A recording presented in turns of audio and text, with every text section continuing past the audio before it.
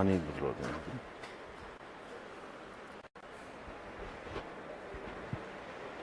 बिट्टू, पानी रखवा देना, पानी।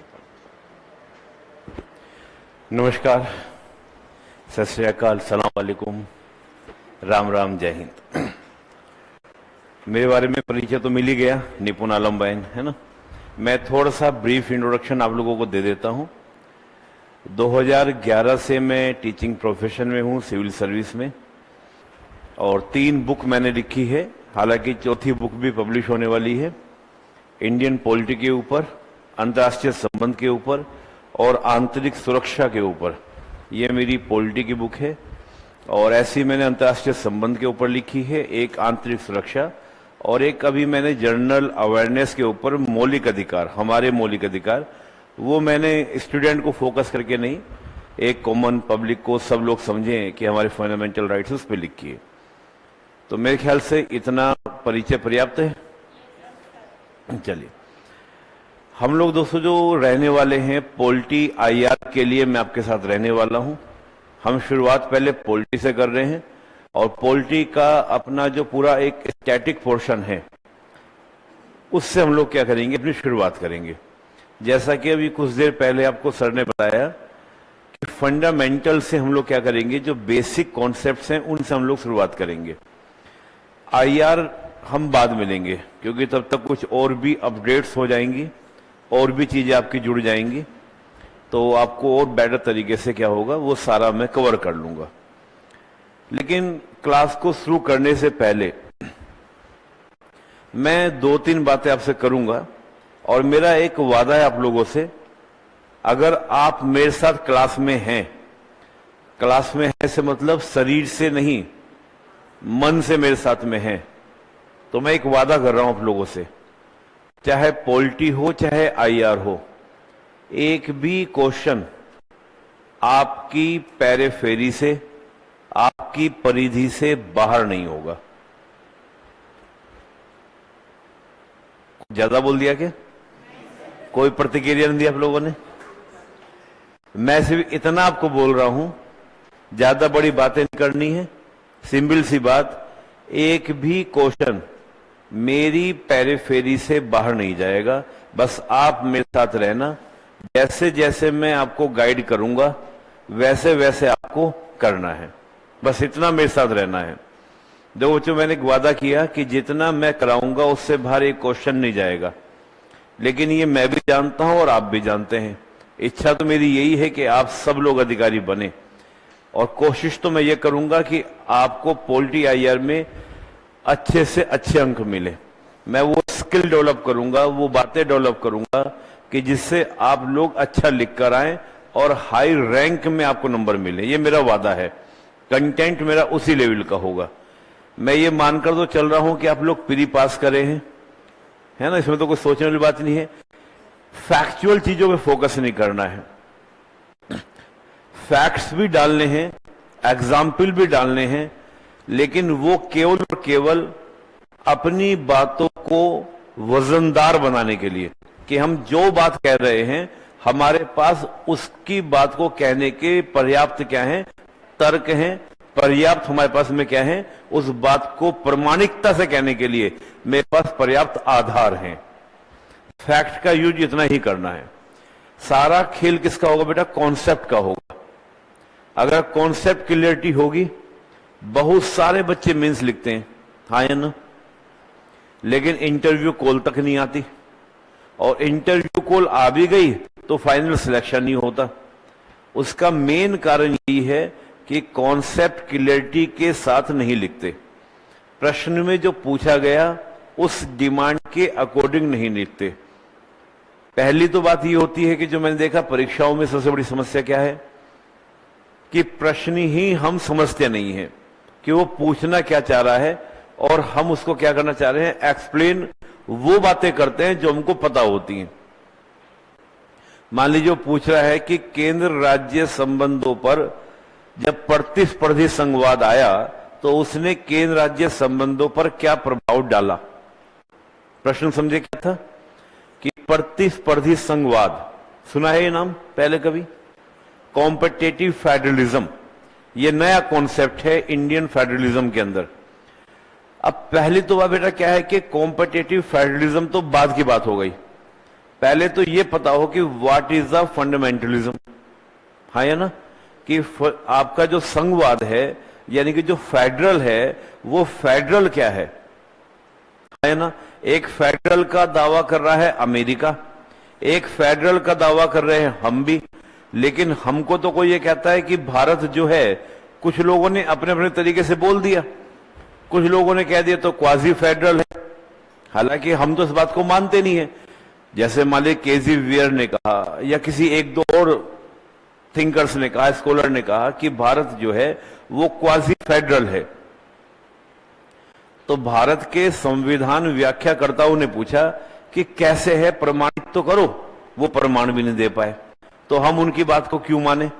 फिर हमारे सुप्रीम कोर्ट ने कहा कि भाई आपका जो संविधान है या आपकी जो व्यवस्था है वो फेडरल मूलतः है, लेकिन साथ में एकात्मक यानी कि यूनिटरी फीचर्स जो हैं उनको लिए हुए है।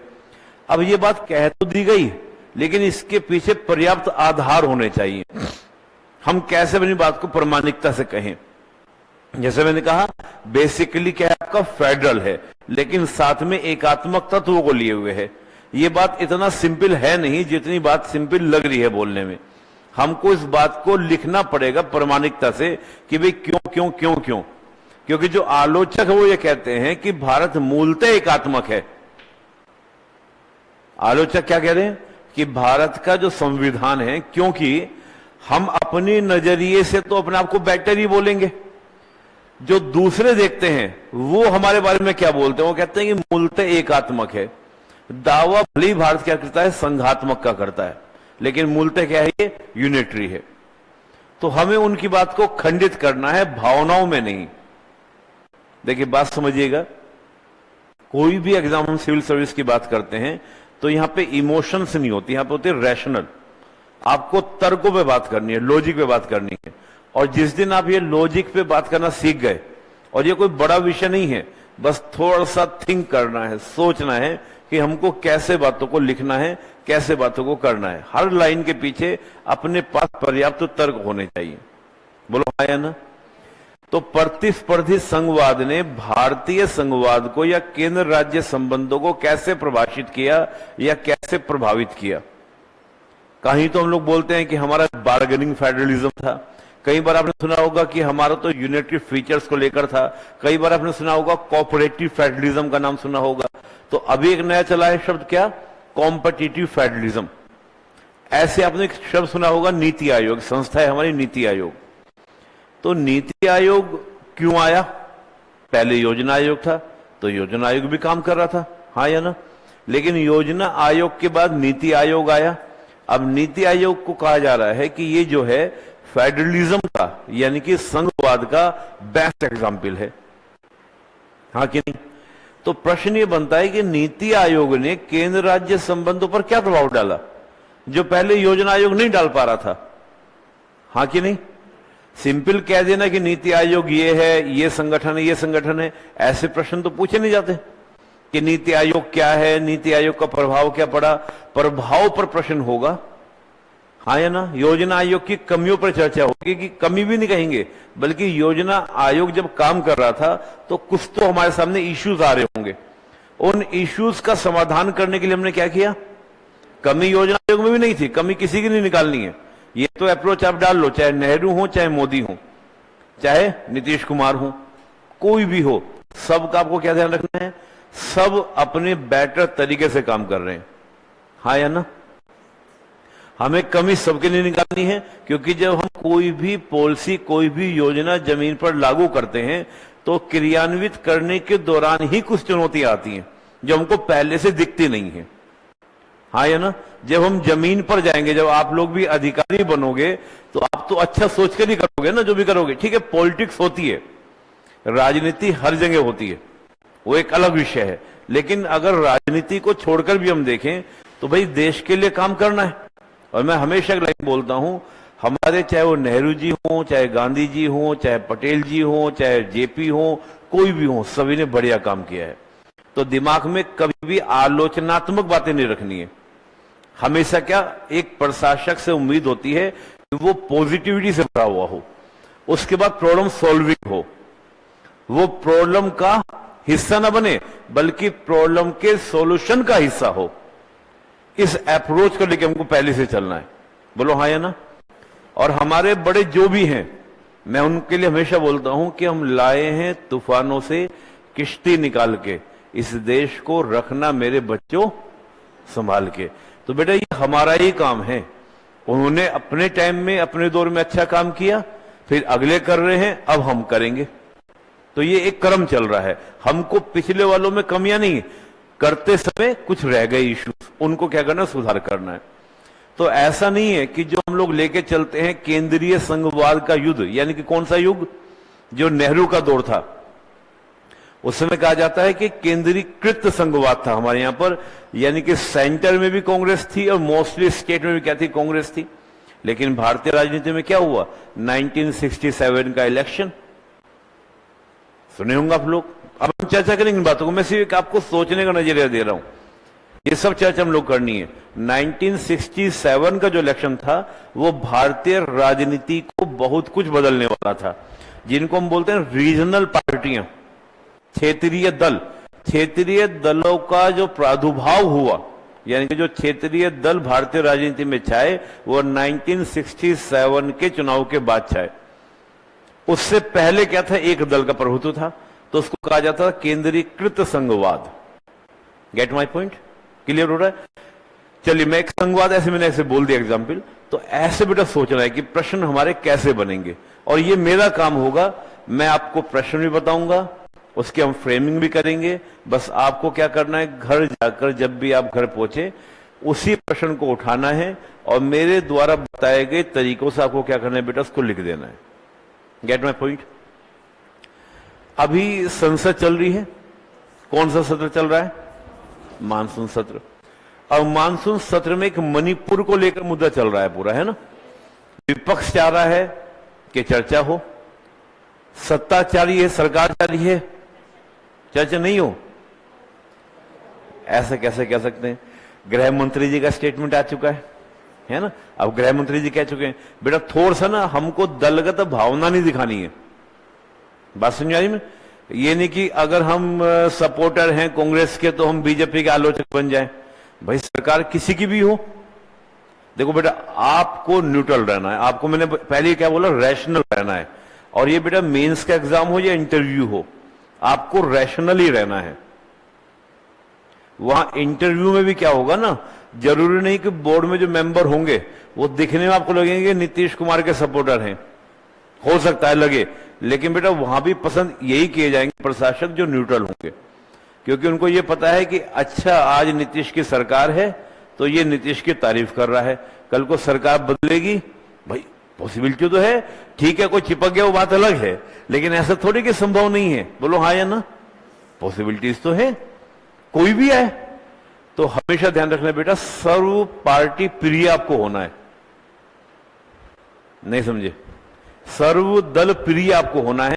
मैं ऐसे अधिकारियों को जानता हूं, पिछले 12 साल से मैं टीचिंग प्रोफेशन में हूं, तो कई स्टेट में मेरे स्टूडेंट ऐसे हैं कि अगर किसी भी सीएम को, किसी पार्टी की सरकार हो, अगर दिक्कत आती है उसी अधिकारी को कॉल करते हैं, मैं तू पहुंच वहां पर, क्योंकि उसकी निष्ठा जो है, जिसको हम बोलते हैं सत्य निष्ठा, पर हर पार्टी को विश्वास है।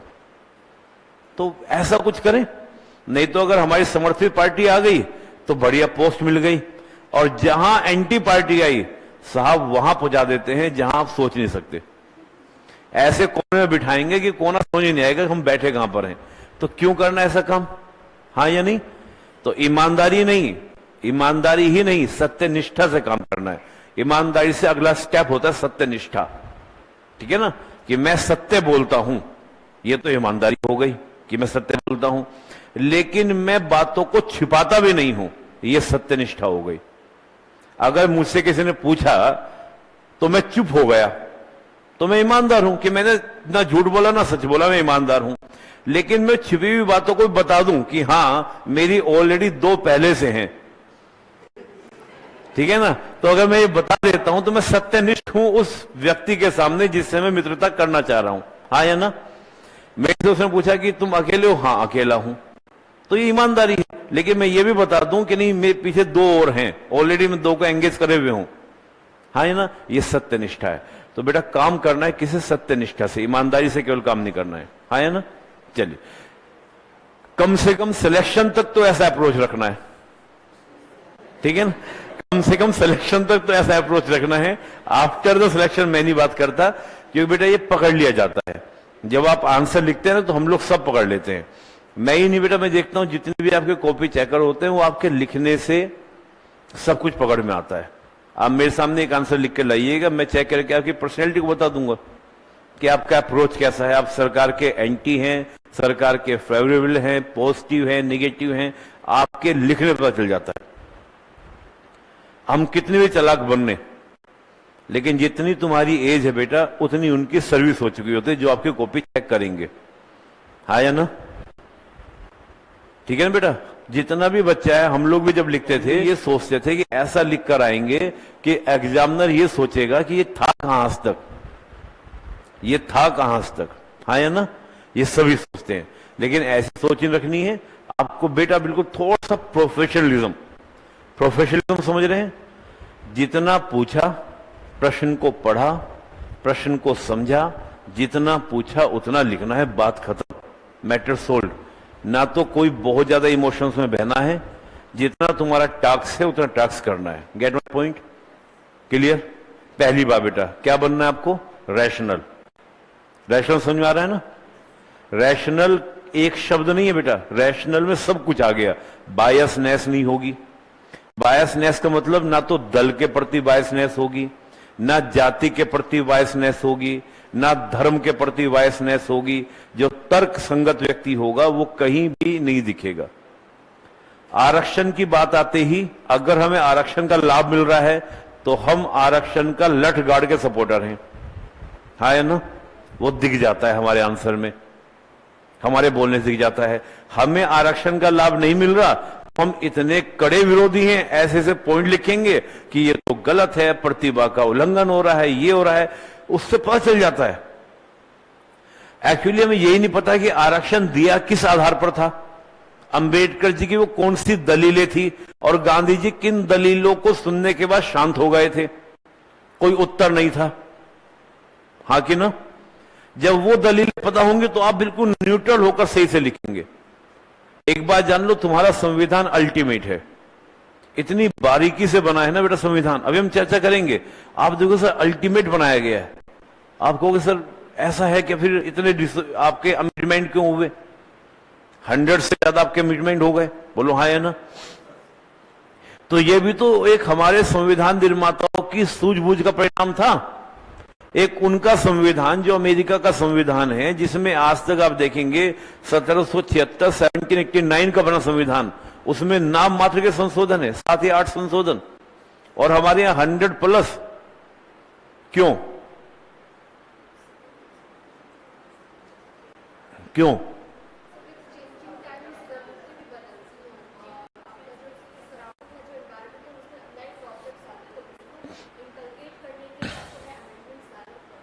हाँ देखो बेटा, इसको थोड़ा सा ऐसा समझिए। We are living in developing nation, हम एक विकासशील देश में रहते हैं। संविधान से चीजों को चलाना जरूर है, जिसको हम लोग शब्द बोलते हैं राज्य व्यवस्था। अच्छा मैं आपसे पूछूंगी बात, संविधान हमारे यहां पर है, लेकिन क्या सामान्य जनता में संविधानवाद है? अमेरिका में संविधान है, संविधानवाद भी है, मान लेते हैं।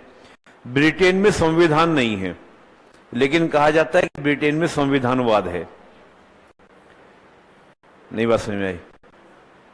मैं फिर बोल रहा हूं, ब्रिटेन में संविधान नहीं है, लिखित कॉन्स्टिट्यूशन, अनरिटन कॉन्स्टिट्यूशन सुना होगा, लेकिन वहां फिर भी संविधानवाद कहा जाता है। और हमारे यहां संविधान है, लेकिन फिर भी कहा जाता है कि भारत में अभी संविधानवाद आया नहीं है, जबकि हमने कामयाब डेमोक्रेसी दी है। एक अगर हम एलिगेशन को छोड़ दें भारतीय लोकतंत्र पर 75 का इमरजेंसी, लेकिन मैं तो व्यक्तिगत रूप से इमरजेंसी की भी आलोचना नहीं करता हूं। मैं तो उसके भी बताता हूं भाई, इमरजेंसी का ये पॉजिटिव बातें थी, ये वजह थी, इन वजह से इमरजेंसी लगी, ये आलोचना की जाती है। बाद में कंक्लूजन हमेशा सरकार के फेवरेबल होना चाहिए, चाहे इंदिरा रही हो और चाहे आपके मोदी हो, चाहे आपके नेहरू हो। Gate my point? इसी अप्रोच से बेटा आपको चलना है लगातार। मेरी बात क्लियर हुई? तो मैंने कहा ब्रिटेन में अनरिटन कॉन्स्टिट्यूशन है, लेकिन वहां पे कहा जाता है संविधानवाद। ब्रिटेन में संविधान नहीं है, फंडामेंटल राइट नहीं है, लेकिन फंडामेंटल राइट सबसे ज्यादा मजबूत कहे जाते हैं ब्रिटेन के अंदर। आपको सर ये क्या बात हो गई? वहां पार्लियामेंट सर्वोच्च है, संप्रभु तो है ही। भारत में सर्वोच्च है या संप्रभु है? सर्वोच्च है? नहीं बेटा, संप्रभु है, सर्वोच्च नहीं है। अब ये बेटा बेसिक बातों को समझना है, ठीक है ना? और ये बहुत बड़ी बात है। जैसे हमको बेटा separation of power, separation of power Bharat में है या नहीं है? लेकिन बेटा जो सेपरेशन ऑफ पावर है, that is the characteristic of the presidential system. अध्यक्षात्मक व्यवस्था का सिस्टम माना जाता है सेपरेशन ऑफ पावर। तो अमेरिका में जिस प्रकार कठोर सेपरेशन ऑफ पावर है, उस प्रकार का कठोर सेपरेशन ऑफ पावर आपके यहां पर नहीं है। आपके यहां केवल संविधान का एक आर्टिकल है, आर्टिकल 50, जो कार्यपालिका न्यायपालिका के पृथक्करण की बात करता है। विधायिका कार्यपालिका तो पृथक है ही नहीं, तो समन्वय है। हाँ या ना? कार्यपालिका और न्यायपालिका का पृथक्करण है क्या? न्यायपालिका विधायिका में पृथक्करण है, सेपरेशन है बेटा समझना है। इसको मैं बताऊंगा, ये सब चीज हम डिस्कस करेंगे। मैं तो सिर्फ आपको सोचने का नजरिया दे रहा हूं। अब जैसे मैंने कहा पार्लियामेंट सर्वोच्च या संप्रभु, तो ये इतना आसान नहीं था क्या ना? क्योंकि आपको यही नहीं पता सर्वोच्चता का मतलब क्या होगा। सर्वोच्चता का मतलब ये होगा जहां पर आपका यूनिटरी गवर्नमेंट होगी, वहां पर क्या होगी? पार्लियामेंट सर्वोच्च होगी। ये सिंपल, मैं भी हल्का सा बताया कि इशारा दिया क्या, कि जहां यूनिटरी होगा मतलब एकात्मक व्यवस्था होगी, वहां पार्लियामेंट सर्वोच्च होगी। लेकिन भारत तो क्या है? फेडरल है ना, है ना? तो फेडरल बेटा क्या वैसा फेडरल अमेरिका जैसा नहीं है। और अमेरिका में पार्लियामेंट है भाई, उसका नाम कांग्रेस है, तो क्या वहां पर सर्वोच्च है? वहां भी सर्वोच्च नहीं है। मैं तो कहा कि जहां पर एकात्मक होगा वहां सर्वोच्च होगी। तो क्या वहां पार्लियामेंट सर्वप्रभु है?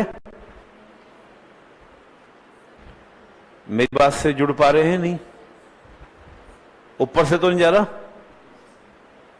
बेटा। मैं थोड़ा सा आप लोगों को आज होश सा कर रहा हूं, है ना? आज की क्लास थोड़ा ऐसी होने वाली है। मैं थोड़ा सा बेटा आपके माइंड को तंग करना चाह रहा हूं। मैं आज आपके मस्तिष्क को थोड़ा परेशान करना चाह रहा हूं, थोड़ा सा डिस्टर्ब करना चाह रहा हूं। आप सोचोगे क्यों? मैं चाह रहा हूं कि जो फालतू की भरी हुई चीजें वो निकाल दूं पहले। और वो कब होगा? जब ये बातें थोड़ा सा मैं आपको हिलाऊंगा आज, ठीक है? टॉपिक शुरू कर लेंगे। टॉपिक तो बड़ा विषय नहीं है, लेकिन पहले मैं चाह रहा हूं कि आप मेरे साथ जुड़ जाए एक बार। मैंने क्या बोला बेटा? यही समझना है। ब्रिटेन में मैंने क्या बोला? ब्रिटेन में पार्लियामेंट सर्वोच्च है। मैंने एक एग्जाम्पल दिया क्योंकि वहां पर एकात्मक सरकार है, यूनिटरी गवर्नमेंट है। हाँ या ना? तो जहां यूनिटरी गवर्नमेंट होगी वहां पर सुप्रीम होगी पार्लियामेंट। एक फीचर है ये, और भी दो तीन बातें बताऊंगा, लेकिन एक सिंपल सी बात, जहां फेडरल होगा वहां पर पार्लियामेंट कभी भी क्या नहीं होगी? सर्वोच्च नहीं होगी। वहां पर संप्रभु होगी, सोरविन होगी। तो अमेरिका में संप्रभु है या नहीं? अब बात देखिएगा, वहां पर पार्लियामेंट के साथ साथ प्रेसिडेंटरी सिस्टम है। बोलो हाँ या ना? हमारे यहां पार्लियामेंट्री सिस्टम बोलते हैं ना, वहां पर है संसद, जिसको क्या बोलते हैं? वहां पर कांग्रेस बोलते हैं ना, हाउस ऑफ रिप्रेजेंटेटिव और सीनेट। हाँ कि नहीं? लेकिन वहां क्या बेटा आपका प्रेसिडेंटरी सिस्टम है, वहां सेपरेशन ऑफ पावर है। तो जहां सेपरेशन ऑफ पावर होगा वहां पार्लियामेंट संप्रभु नहीं होगी। अभी सर ने बोला था ना कि थोड़ा सा दूसरों के देशों के संविधान को भी देखकर अपने आप को समझना है। देखो बेटा थोड़ा सा ऐसे लिख कर आएंगे ना तो नंबर भर के मिलेंगे। देखो सिंपल सी बात है, कोई भी लिख देगा सेक्युलरिज्म, है ना, पंथ निरपेक्ष, कि भारत एक पंथ निरपेक्ष राज्य है। हर कोई लिख देगा सर्वधर्म समभाव की नीति। हाँ है ना? लेकिन पहले ये तो पता हो कि पंथ निरपेक्षता है क्या और देश में बहस क्या चल रही है। देश में आज बहस ये चल रही है कि नेशनलिज्म या सेक्युलरिज्म। पहले बहस ये थी, आज से 10 साल पहले बहस ये रहती थी कम्युनलिज्म या सेक्युलरिज्म। आप क्या चूज करते थे? सेक्युलरिज्म। आज मैं आपसे कहूं सेक्युलरिज्म या नेशनलिज्म, अगर आपसे मैं कहूं कि आप सेकुलर कहलवाना पसंद करेंगे या नेशनल कहलवाना पसंद करेंगे, इतना आसान नहीं है। नेशनलिज्म में ही सेकुलरिज्म इंक्लूड है। अब सेकुलरिज्म का सही अर्थ पता होगा तो आपको लगेगा कि हम सर्वधर्म समभाव और सर्वधर्म सद्भाव, इन दोनों के अर्थ पता होंगे तो समझ में आएगा कि हमारा सेकुलरिज्म कैसा है। हमारा सेकुलरिज्म फ्रांस वाला नहीं है, वहां बवाल मचा हुआ है। फ्रांस में देख रहे हो ना, फ्रांस को हम कह रहे हैं कि हमसे सीखो। जब हमारे प्रधानमंत्री वहां पर जाते हैं क्या बोलते हैं कि इंडिया जो है मदर ऑफ डेमोक्रेसी है और मॉडल ऑफ डाइवर्सिटी है। 2 स्टेटमेंट उन्होंने बोले थे। चलिए कोई बात नहीं बेटा, अब क्या होगा कि जैसे मैं बता रहा हूं ना आज आपको, अब आप इन चीजों पर गौर फरमाएंगे, गौर करेंगे। अब तक गौर नहीं किया होगा। मोदी जी का फ्रांस में जो स्पीच था उसमें 2 ही बातें महत्वपूर्ण थी जो आपके लिए इंपॉर्टेंट थी। क्या? कि उन्होंने कहा India is a mother of democracy. क्या बोला? Mother of democracy. और तुम कहोगे सर कैसी बात कर रहे हैं मोदी जी, 16वीं 17वीं शताब्दी में ये सारे यूरोप के देश डुगडुगी बजा रहे थे, ड्रम बजा रहे थे। किस बात की? कि हम डेमोक्रेसी लेकर आए हैं। अमेरिका कहता है कि हम पुरानी डेमोक्रेसी हैं, भारत के प्रधानमंत्री कह रहे हैं मदर ऑफ डेमोक्रेसी बोल रहे हैं। वाह, क्या ऐसी बोल दिया? देखो बेटा, चुनावी रैली में कोई भी नेता बोलता है वो हमारे लिए काम की बातें नहीं है, क्योंकि पॉलिटिक्स होती है मैनिपुलेशन के ऊपर। वो क्या करते हैं, लोगों को मैनिपुलेट करते हैं। लेकिन कब? जब चुनावी रैली होती है ना, जब आपकी चुनावी रैली। लेकिन जब वो as a minister international dais पर या नेशनल डायस पर जो भी स्टेटमेंट दे रहे हैं वो हमारे लिए क्या है, अनुकरणीय है और लिखने लायक बात है। उसको लिखना है, कोड करना है कि जैसा कि भारतीय प्रधानमंत्री ने कहा India is a mother of democracy और मॉडल ऑफ डाइवर्सिटी। मायने करता है कि फ्रांस में जाके क्यों बोल रहे हैं मॉडल ऑफ डाइवर्सिटी, क्योंकि फ्रांस में यही तो दिक्कत हो रही है। आप सोचिए स्वीडन का हंगामा क्या था। स्वीडन का हंगामा यह था कि होली कुरान जलाई गई। हाँ है ना, एक पवित्र पुस्तक है, एक संप्रदाय की पवित्र पुस्तक है, उसको जलाया गया। एक आम व्यक्ति के द्वारा नहीं कि कॉमन पर्सन लिया किताब को जाके जला दिया, ये बात नहीं है। मैटर इस बात का नहीं था। सरकार पल्ला झाड़ लेती, लोग इतना विरोध भी ना करते। विरोध कब था कि वहां की जुडिशरी ने परमिशन दी कि जला लो। Gate my point? दिक्कत इसी बात की तो है। तो फिर क्या हुआ बेटा, इराक ने, सऊदी ने प्रतिक्रिया दी, एम्बेसी हटाओ, एम्बेसडर को भेज दिया। अभी 2-3 दिन पहले की बात है। हम न्यूज सुनेंगे तो मजा आएगा क्लास में, है ना। थोड़ा सा बेटा अपडेट रहेंगे तो मजा आएगा क्लास में। सुना है ना, इराक ने स्वीडिश एम्बेसी जो थी उसके एम्बेसडर को वापस भेज दिया, अपने एम्बेसडर को वापस बुला लिया। क्वेश्चन बनता है कि ये तो पूरे इस्लामिक कंट्रीज हैं, तकरीबन 55 कंट्रीज हैं, इराक में क्यों तो हल्ला हुआ कि जाके स्वीडिश एम्बेसी में घुस गए, वहां पर जाके आग लगा दी। मेरी बात समझ में आ रही है? हाँ या ना? बेटा ये सोचना है कि इराक में ही क्यों हुआ हंगामा। तो सऊदी में भी हो सकता था, यूएई में भी हो सकता था, पाकिस्तान में भी हो सकता है, लेकिन इराक क्यों कर रहा है हंगामा? इराक के लोग क्यों कर रहे हैं कि वहां से एम्बेसी बदलो? मतलब थोड़ा सा बेटा सोचना है। ऐसे ही नहीं होता कि नहीं इराक के लोग भड़क गए जाके कर दिया, नहीं, ऐसा रीजन नहीं होता। क्योंकि इराक से सीरिया से माइग्रेशन ज्यादा हुआ है फ्रांस के अंदर। रीजन उसके बेटा बहुत सारे रीजन है। एक तो आईएस का आना 2015 में, अबू बकर अल बगदादी का आना, आपस में इंटरलिंक बेटा सारी चीजें, पॉलिटी आईएस सारे सब्जेक्ट इंटरलिंक होंगे, लेकिन धीरे धीरे होंगे। आज से एक नियम बनाइएगा, घबराना बिल्कुल नहीं है। अब से हो रही घटनाओं पर ध्यान देना है और जैसे मैं बता रहा हूं वैसे थोड़ा सोचने का प्रयास करना है, बस इतना ही। कोई टेंशन नहीं लेना बिल्कुल भी कि सर क्या बात बोल रहे हैं, कैसे बोल रहे हैं। ये मेरा काम है। मैं जब शुरू करूंगा टॉपिक तो मैं बेसिक से उठा के करूंगा। ये मानकर करूंगा कि प्री का बैच नहीं है ना। प्री मुझे ये नहीं बताना कि संविधान सभा में 389 मेंबर थे, ये मुझे चर्चा नहीं करना। कि संविधान में 395 आर्टिकल, ये मैं चर्चा नहीं करूंगा। बोलो हाँ या ना? ये मुझे तो बताना नहीं है, मुझे अपने काम की बात बतानी है, लेकिन थोड़ा सा इसको ओपन करना है। तो इराक से क्यों हुआ? हाँ या ना? अब जब क्या था, यूरोप के अंदर आपका मैन पावर कम हुई, तो इराक सीरिया से वहां की मैन पावर को क्या किया गया? फिल किया गया। इन्होंने वेलकम किया यूरोपियन कंट्रीज ने कि आओ जी आओ जी आओ जी।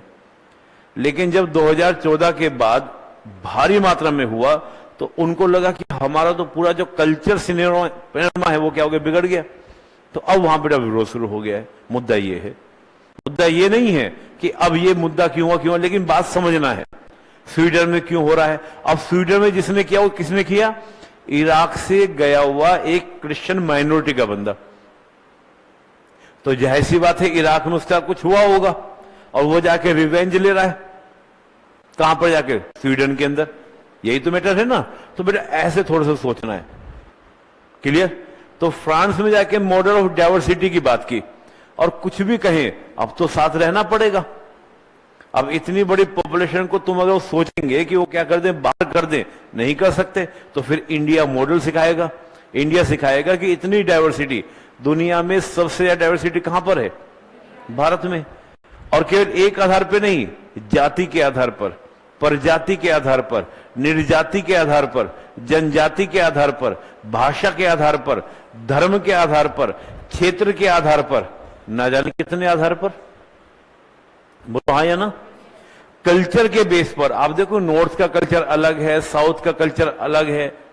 हाँ या ना? आपको नॉर्थ ईस्ट का कल्चर अलग है। अब मणिपुर की घटना हुई, करीब 2 महीने से ज्यादा हो गए। क्वेश्चन बन सकता है, पूरे देश का जलवंत मुद्दा है। बोलो हाँ, यहां बर्निंग इशू है। अब मणिपुर की घटना को देखकर आप क्या समझ रहे हैं? नींद आ रही है? H2O सप्लाई करो, H2O, जल पियो, जल, पानी पियो। चलिए, हो जाता है बेटा। अच्छा, बी फ्रैंकली मुझे थोड़ा सा बताइए, भारी तो नहीं लग रही क्लास? टफ तो नहीं लग रही? माइंड थोड़ा खुल रहा है ना? मणिपुर की घटना है। मेरे बस में थोड़ा सा आज बेटा आपको कोशिश है, मेरा कोशिश ये है कि थोड़ा मैं आपको सोचने का एक नजरिया दूं, ताकि कल से आप मेरे साथ क्या हूं, जुड़ पाए, है ना? आप वो पुरानी बातें ना करें, फिर कल को ये ना हो सके ये था वो था, नहीं। आप समझे कि कैसे लिखना है। अब मणिपुर की घटना हुई, क्या कोई चीज एकदम से हो गई कि एक कोर्ट ने बोल दिया, हाई कोर्ट ने बोल दिया कि भाई आप मतई समुदाय को क्या दो, रिजर्वेशन, एसटी स्टेटस की बात करो, एकदम से बवाल हो गया? ऐसा होता है क्या? बात तो पुरानी होगी। हाँ, होता क्या है कि कोई बेटा क्या, गैस का चैम्बर, एक कमरे में गैस पूरी है, बस जरूरत है एक चिंगारी देने की, वो चिंगारी थी, आग फैल गई। तो उसके पीछे जाना है, और इससे पीछे जाने के बाद फिर ये भी सोचना है कि 2 महीने से ज्यादा हो गया, अब तक शांत क्यों नहीं हो रहा है मैटर? क्या कर रहा है वहां पर एडमिनिस्ट्रेशन? भाई आईएएस है, आईपीएस है, पूरी फोर्स है, सब लोग हैं, क्या रोल है उनका? उनका रोल यही तो है ना, लॉ एंड ऑर्डर मेंटेन करना, कानून व्यवस्था को बनाए रखना। They are the fail. That is the failure of the local administration. That is also the failure of the state government. That is the also failure of the central government. बोलो हाँ या ना? और काहे का तुम दावा करते हो डबल इंजन, डबल इंजन? भाई सेंटर में भी वही पार्टी, स्टेट में भी वही पार्टी, बल्कि मैं तो कहता हूं ट्रिपल इंजन। असम में कौन सी है? उसी पार्टी की है। और असम क्या है? इनका पूरा मदर है। बोलो हाँ या ना? भाई पहले तो असम और नेफा तो थे ना, नेफा बाद में अरुणाचल बना, असम से सारे टूट के अलग हुए। तो असम में वो ट्रिपल इंजन की सरकार होने के बाद भी असम पूरा सपोर्ट करने को तैयार है, चाहे फोर्स हो, मिलिट, कुछ भी हो। भाई जो पुलिस फोर्स वगैरह है वो तो असम देने को तैयार है ना वहां पर, तब भी प्रॉब्लम सॉर्ट आउट नहीं हो रही। What is the reason? What is the international angle? ये ईयू क्यों बोल रहा है? ये अमेरिका क्यों बोल रहा है? हाँ कि नहीं? इनको क्या इश्यू हो रहा है वहां? फिर इंग्लैंड का चर्च भी आ गया इसमें इन्वॉल्व। परसों की बात है, परसों वो ब्रिटेन के पार्लियामेंट बोला जा रहा है कि चर्च ऑफ इंग्लैंड इस मुद्दे को उठाएगा। ये चर्च ऑफ इंग्लैंड कहां से आ गया? आप कहोगे सर क्रिश्चियनिटी वहां पर है इसलिए आ गया, तो क्रिश्चियनिटी तो भारत में और भी जगह है, वहीं पर क्यों क्रिश्चियनिटी में बोले? भाई अगर बिहार में कुछ क्रिश्चियंस का इश्यू होता है तो यहां भी बोलते हैं, यहां तो नहीं बोले कभी, हाँ कि नहीं, वही क्यों बोले? Get my question? थोड़ा बेटा ऐसे सोचना है हर चीजों को। अब दिल्ली में पानी आ गया, तो पानी आने से पहले सो रहे थे क्या? Get my point? तो बेटा सोचने का नजरिया यह है कि पानी आने के बाद तुम क्या कर रहे हो? सुरक्षा कर रहे हो, चीजों को बचा रहे हो, आप रेस्क्यू ऑपरेशंस कर रहे हो। बिफोर इट क्या कर रहे थे? हाँ है ना? चलिए, तो मेरा बस कहने का मकसद ये था बेटा, अब मैं इसको शॉर्ट करता हूं कि थोड़ा सा बेटा सोचना ऐसे है जैसे एक एडमिनिस्ट्रेटर सोचता है, और एडमिनिस्ट्रेटर की सोच 3 कामों पे चलती है, 3 बातों पे चलती है। पहला, प्रॉब्लम क्यों हुई, प्रॉब्लम के सॉल्यूशंस के ऑप्शंस क्या हैं, और इस ऑप्शंस में से जितने ऑप्शंस मेरे सामने आए इसमें से मैं कौन सा चूज करूं। और हमेशा ध्यान रखना है, वायस नहीं होना है, ना तो पार्टी के प्रति, ना ही जाति के प्रति, ना धर्म के प्रति। एकदम कैसा रहना है? न्यूट्रल तो रहना बेटा। इसको मैं कहता हूं रैशनल। न्यूट्रल तो बड़ा अलग से शब्द हो जाता है, ये भी मैं आपको बताऊंगा। जो हम सेकुलरिज्म बोलते हैं ना, कि जो गांधी जी क्या बोलते थे? गांधी जी बोलते थे सर्वधर्म सद्भाव नहीं, सर्वधर्म समभाव से बात बनेगी। नहीं समझ में आया? सेकुलरिज्म जो शब्द है वो तो क्या बोलता है बेटा? एक शब्द है टॉलरेंस, सुने ना? क्या अर्थ होता है इसका? सहिष्णुता। गांधी जी सहिष्णुता शब्द के विरोधी थे। सहिष्णुता शब्द क्या कहता है? बर्दाश्त करो। क्यों बर्दाश्त करें? बर्दाश्त करने की तो कोई बात नहीं। सद्भाव क्या कहता है? कि तू अपने को मान, मैं अपने को मानूं। और समभाव क्या कहता है? जितना सम्मान तुम अपनी मान्यताओं से, मूल्यों से, कल्चर से करते हो, उतना ही सम्मान दूसरे की मान्यता, कल्चर से करोगे तो बात बनेगी। हाँ कि ना? तो गांधी जी समभाव, तो हम क्यों बोलते हैं समभाव? समभाव इसका मीनिंग तो पता हो। गांधी जी के सहिष्णु होने की जरूरत ही नहीं है। सहिष्णु क्यों होना है? सहिष्णु से तो कहीं ना कहीं टकराव की संभावना भविष्य में बनेगी। भाई बर्दाश्त करो, बर्दाश्त की तो एक लिमिट होगी ना, कभी ना कभी फट जाएगा, लड़ पड़ेंगे हम लोग। अब सद्भाव है कि तो अपने को मान, मैं अपने को मानूं, इसमें भी बात नहीं बनेगी। बेटर तो ये कि जितना सम्मान मैं तेरे को अपने रिलीजन को कर रहा हूं, अपनी कास्ट को कर रहा हूं, उतना मैं दूसरे से करने लगूं, बात बन जाएगी। गांधी जी ऐसी बात बोलते थे। तो गांधी जी बोलते सर्वधर्म समभाव, सद्भाव नहीं। हाँ कि ना? यूसीसी आना चाहिए या नहीं? ऐसे तो नहीं बोल देना ना। अब इसमें एकदम क्या लगा कि आप हिंदू हो, एकदम हमने कहा आना चाहिए, एकदम लगा हिंदू हो। बेटा आपको हमेशा किस बात को रखना है? लॉजिक रखनी है। कॉन्स्टिट्यूशन में प्रोविजंस है, आप कौन सा कॉन्स्टिट्यूशन प्रोविजन है? कौन सा आर्टिकल है? आर्टिकल 45 है, यानी कि डीपीएसपी को लागू करना है, स्टेट की जिम्मेदारी है। समय आना चाहिए और समय के अकॉर्डिंग कर देना चाहिए। बोलो हाँ या ना? तो actually UCC is not the unconstitutional provision, constitutional provisions हैं। बस बात है कि अभी तक इसको क्या नहीं किया गया है? इंप्लीमेंट नहीं किया गया है, यही तो बात है। लेकिन लोग ये कह रहे हैं जागरूकता लाई जाए, लोगों को बताया जाए, लेकिन क्या ऐसे परिवर्तन आता है? बोलो हाँ है ना? देखिए बेटा, नैतिक बातें, जागरूकता है ना, अवेयर करना है, लोगों को समझाना है, बुझाना है, कभी परिवर्तन नहीं आएगा। क्यों? अगर ऐसा आना होता तो फिर गांधीवादी तरीका अच्छा था। गांधी कहते थे कि राज्य की जरूरत ही नहीं है। अगर पुलिस ना खड़ी हो तो हम हेलमेट यहां पर लगाते हैं। हेलमेट कोने के लिए होता है ना, अब पुलिस खड़ी हो तो हेलमेट सिर के लिए होता है। हाँ कि नहीं? अगर हम इतने अच्छे हो जाएं, सब लोग इतने इथिकल हो जाएं, तो बेटा नहीं होगी, जरूरत ही नहीं पड़ेगी। ना पुलिस की जरूरत है, ना राज्य की जरूरत है, सब अच्छे से रहेंगे, ना कोई छीनेगा। कोई इसने कमाया या मेरे पास ज्यादा आ गया है, तेरे पास कुछ भी नहीं, तू ले ले। बोलो हाँ है ना? ऐसा होगा क्या? नहीं बेटा। राज्य इसलिए है, पुलिस इसलिए है, लॉ इसलिए है, संविधान इसलिए है क्योंकि सब लोग नैतिक नहीं होते, और वो हो भी नहीं सकते। राम के जमाने में नहीं थे, राम थे तो रावण भी थे ना, जब तो दूसरे की वाइफ को लेकर आ गए थे रावण। बोलो हाँ है ना? कृष्ण थे तो कंस भी थे, जब उस जमाने में नहीं थे तो इस जमाने में तो कैसे बात कर सकते हो? तो आपको लो चाहिए। किस लिए? क्यों समानता लानी? अगर सब अलग अलग हैं तो रहने दो। तुम लोग समान हो, इतने बच्चे बैठे हो, क्या किसी का चेहरा मोहरा मिलता है? क्या किसी की ड्रेस मैच कर रही है जो आप सब डाले हुए हो? सबके शूज स्लीपर सब अलग अलग हैं। बोलो हाँ है ना? ये भी तो अच्छा है। समानता क्यों लानी? नैतिकता क्यों बनी रहे? इससे नैतिकता बन जाएगी समानता लाने से। असमानता से भी नैतिकता है। Get my point?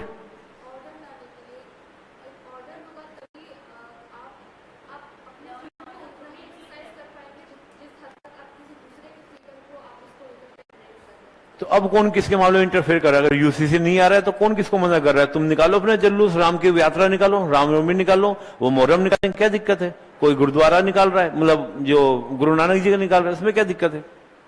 वो तो अब भी है। क्यों? बात है कि क्यों क्यों क्लैशेस होंगे? मेरे प्रश्न तो वही है ना, बड़े क्लैशेस क्यों होंगे? भाई उसकी अपनी मान्यता है, मेरी अपनी मान्यता है, मानने दो। यूसीसी क्यों चाहिए? सोचना है। बाद में सुन, यूसीसी क्यों चाहिए?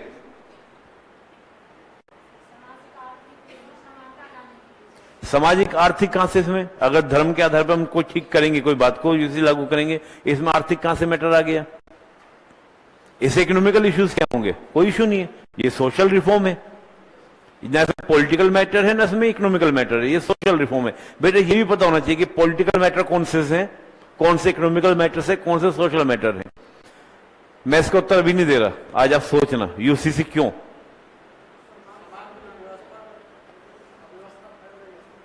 भाई मैं ये कहता हूं कि अगर हम अलग अलग मान्यताओं को मान रहे हैं, अलग अलग तरीके से चल रहे हैं, तो दिक्कत क्या है? उसमें अव्यवस्था क्यों फैल रही? भाई मैं जय श्री राम बोल रहा हूं, एक अल्लाह अकबर बोल रहा है, एक गुरु वाहेगुरु दो खालसा वाहेगुरु दो फतेह बोल रहा है, एक गोड बोल रहा है, इसमें दिक्कत क्या है? बोलने दो।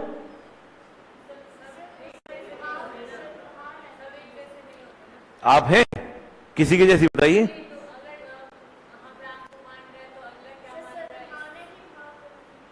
चलिए बेटा कोई नहीं, मैं इसका उत्तर दूंगा, मैं यूसीसी पढ़ाऊंगा, मेरा टॉपिक है पढ़ाना है मुझे, ठीक है ना? मैं इसका उत्तर दूंगा, इतना जल्दी नहीं दूंगा, लेकिन मैं थोड़ा सा चाहता हूं आप सोचें, सोचिएगा आज।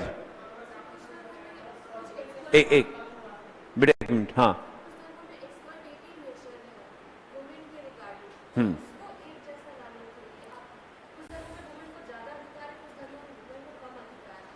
बेटा जब आप ये बात बोल रहे हैं ना किसी धर्म में, फिर आप किसी के धर्म पे क्वेश्चन मार्क लगा रहे हैं, उसको गुस्सा आएगा। गुस्सा बेटा फिर भी बात है, आपको बेटा प्रेम सद्भाव दिखाना है, यूसीसी लाना है, तो ये नहीं कि आप गुस्सा करेंगे। आपको किसी धर्म में शोषणकारी बात है, अगर मैं अभी इस्लाम से होता मुझे बुरा लगता, अच्छा तुम मुझे बता रही हो हम शोषण करते हैं, हमारा धर्म, हमारी किताब शोषण कर रही है, बुरा लगेगा ना? तो ये भी तो सोचना है ना बेटा, फिर क्या भाव? तो भाई भारत में तो ऐसा भाव नहीं है, ये तो फ्रांस का भाव है ना? हमारा भाव तो ऐसा नहीं है। हम किसकी बात करें? सर्वधर्म समभाव। समभाव में प्यार करना है ना, प्रेम करना है उसकी मान्यताओं से भी।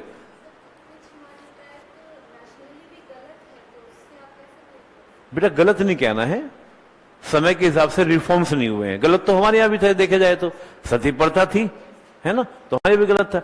गलत क्या ना, अकॉर्डिंग टू सिचुएशन। बात इतनी नहीं है, बात इतनी नहीं है। ऐसी बात बोलेंगे तो बेटा थोड़ा सा डिस्टर्ब होगा सोसाइटी में, है ना?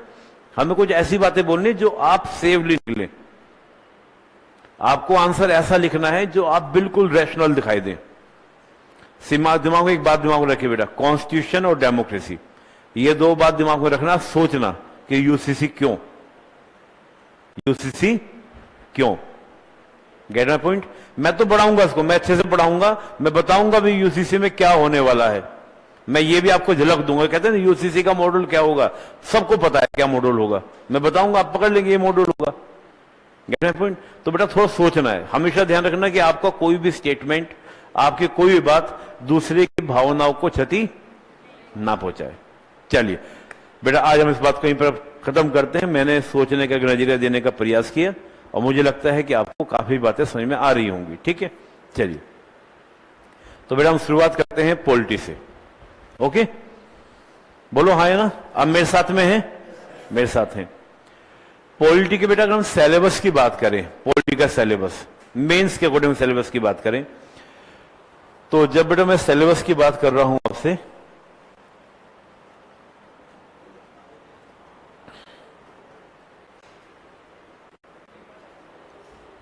अच्छा ये अच्छा है।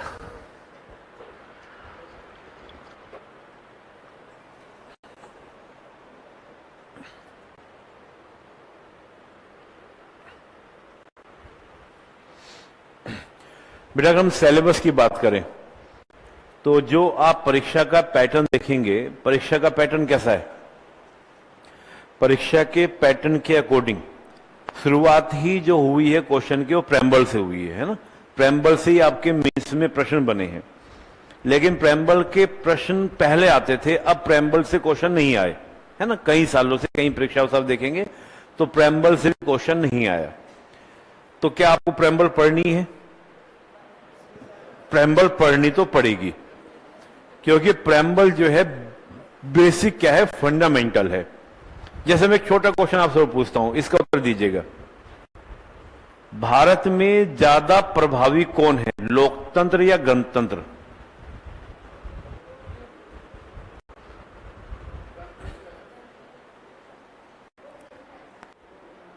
भारत में ज्यादा प्रभावी कौन है, लोकतंत्र या गणतंत्र?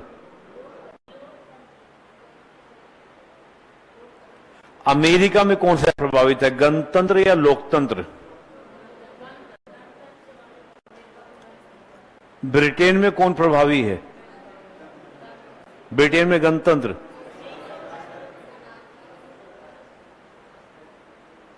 चलिए क्वेश्चन समझ आया मेरा? बेटा भारत में गणतंत्र प्रभावी ज्यादा है लोकतंत्र के मुकाबले। अब प्रश्न ये बनता है, मैं अगर आपसे पूछूं गणतंत्र क्या है, तो मुझे पता आप सब एक ही उत्तर देंगे कि जहां पर सर्वोच्च पद जो है ना वो अनुवांशिक ना हो, है ना, वो निर्वाचित हो, उसको हम गणतंत्र बोलते हैं। बेटा ये तो जनरल बात है, जो बात एक एनसीईआरटी की किताब पढ़ने वाला 10वीं 12वीं का बच्चा भी बोल सकता है। फिर क्या अंतर रहा आप में और उसमें? हाँ या ना? बोलो हाँ या ना? बेटा अमेरिका में लोकतंत्र शब्द यूज ही नहीं किया अमेरिका ने। अमेरिका के किसी भी संविधान के किसी भी अंदर, मतलब संविधान के अंदर अमेरिका ने डेमोक्रेसी वर्ड यूज ही नहीं किया। उन्होंने क्या वर्ड यूज किया है? गणतंत्र, रिपब्लिक वर्ड यूज किया है। तो वहां तो लोकतंत्र की बात ही नहीं है, लेकिन आपको वो तो डेमोक्रेसी डेमोक्रेसी बोलता है। हाँ, जहां गणतंत्र होगा वहां लोकतंत्र होगा ही होगा, लेकिन जहां लोकतंत्र होगा जरूरी नहीं वहां पे गणतंत्र हो। भारत में गणतंत्र भी है और लोकतंत्र भी है, लेकिन प्रभावी है गणतंत्र। लोकतंत्र तो बात करता है बहुमत के शासन की, कली की बात है, ज्यादा पुरानी बात नहीं करता हूं। आप इन जो गौर फरमाओगे, अब बेटे जब पढ़ेंगे तो हमको मजा आएगा सब चीजों को देखने में। इजराइल एक देश का नाम आपने सुना होगा, और वहां पर एक लॉ पास हुआ है कल, सुना होगा? हाँ, है ना, वहां पे एक लॉ पास हुआ कि जो लेजिस्लेचर क्या कर देगा, जिस कानून को बना देगा, जुडिशरी उसका रिव्यू नहीं कर सकती। यही हुआ है कल वहां पर, है ना, परसों हुआ है, जिस पर हंगामा हो रहा था, कल न्यूज में था ये हुआ है ना। तो वहां के जो पीएम है वो कौन है? बेंजामिन। बेंजामिन स्टेटमेंट देते हैं, क्या बोलते हैं कि अब इस लॉ के बनने से क्या होगा, बहुमत का शासन हमारे यहां पर आएगा, एक सच्चा लोकतंत्र हमारे यहां पर आएगा। बोलो हाँ है ना? उन्होंने इस बात को बोल दिया, तो बहुमत का शासन। तो क्वेश्चन ये बनता है, तो माइनॉरिटीज को खत्म कर दोगे? अगर हम सब लोग काला चश्मा लगा लें और धूप में खड़े हो जाएं और कहने लगे, भाई ऐसे भी तो अक्सर बहुमत की राय गलत भी तो हो सकती है, जरूरी है कि बहुमत में अब 100 लोग गलत बोल रहे हो, एक व्यक्ति सही बोल रहा हो, ऐसा भी तो हो सकता है, संभावनाएं हैं। भाई मान लीजिए हमको, मैं एक छोटा एग्जाम्पल देता हूं, हम किसी क्षेत्र में गए, वहां का हमने पानी वानी पिया और हमको क्या हुआ, जॉन्डिस हो गया, पीलिया हो गया, तो हमें सारी दुनिया क्या दिखने लगी, पीली पीली दिखने लगी। अब दूसरे क्षेत्र का व्यक्ति है, वो हेल्दी है, वो नहीं दुनिया पीली नहीं है, दुनिया तो वैसी है जैसी दिख रही है। तुम कहोगे नहीं बहुमत का शासन, तुम मार मार के उसको खत्म कर दोगे कि नहीं तू नहीं बोलेगा, हमारी बात माननी होगी। हो सकता है वो भी सही बोल रहा हूं, बोलो हाँ है ना। तो बहुमत की राय हमेशा सही हो ऐसा जरूरी नहीं है, और बहुमत की राय तो बदल भी सकती है ना। आज हम कुछ और बोल रहे हैं, कल को हम कुछ और बोल सकते हैं। एक जीएस मिल हुए हैं, जीएस मिल एक पॉलिटिकल स्कॉलर हैं, वो कहते हैं कोई बच्चा भी हो ना उसको भी बोलने का मौका देना चाहिए, क्या पता वो कोई ऐसा विचार दे दे जो पूरी मानवता के लिए क्या कल्याणकारी हो।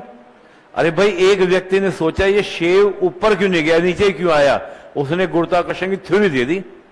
उससे पहले भी तो लोग थे, उनके दिमाग में ये विचार नहीं आया, जैसी दुनिया चल रही है। बोलो हाँ है ना भाई, सबके दिमाग में बात आई होगी कि हम क्यों नहीं उड़ सकते जब पंछी उड़ रहे हैं, उड़ती फिर मस्त गगन में, हाँ कि नहीं।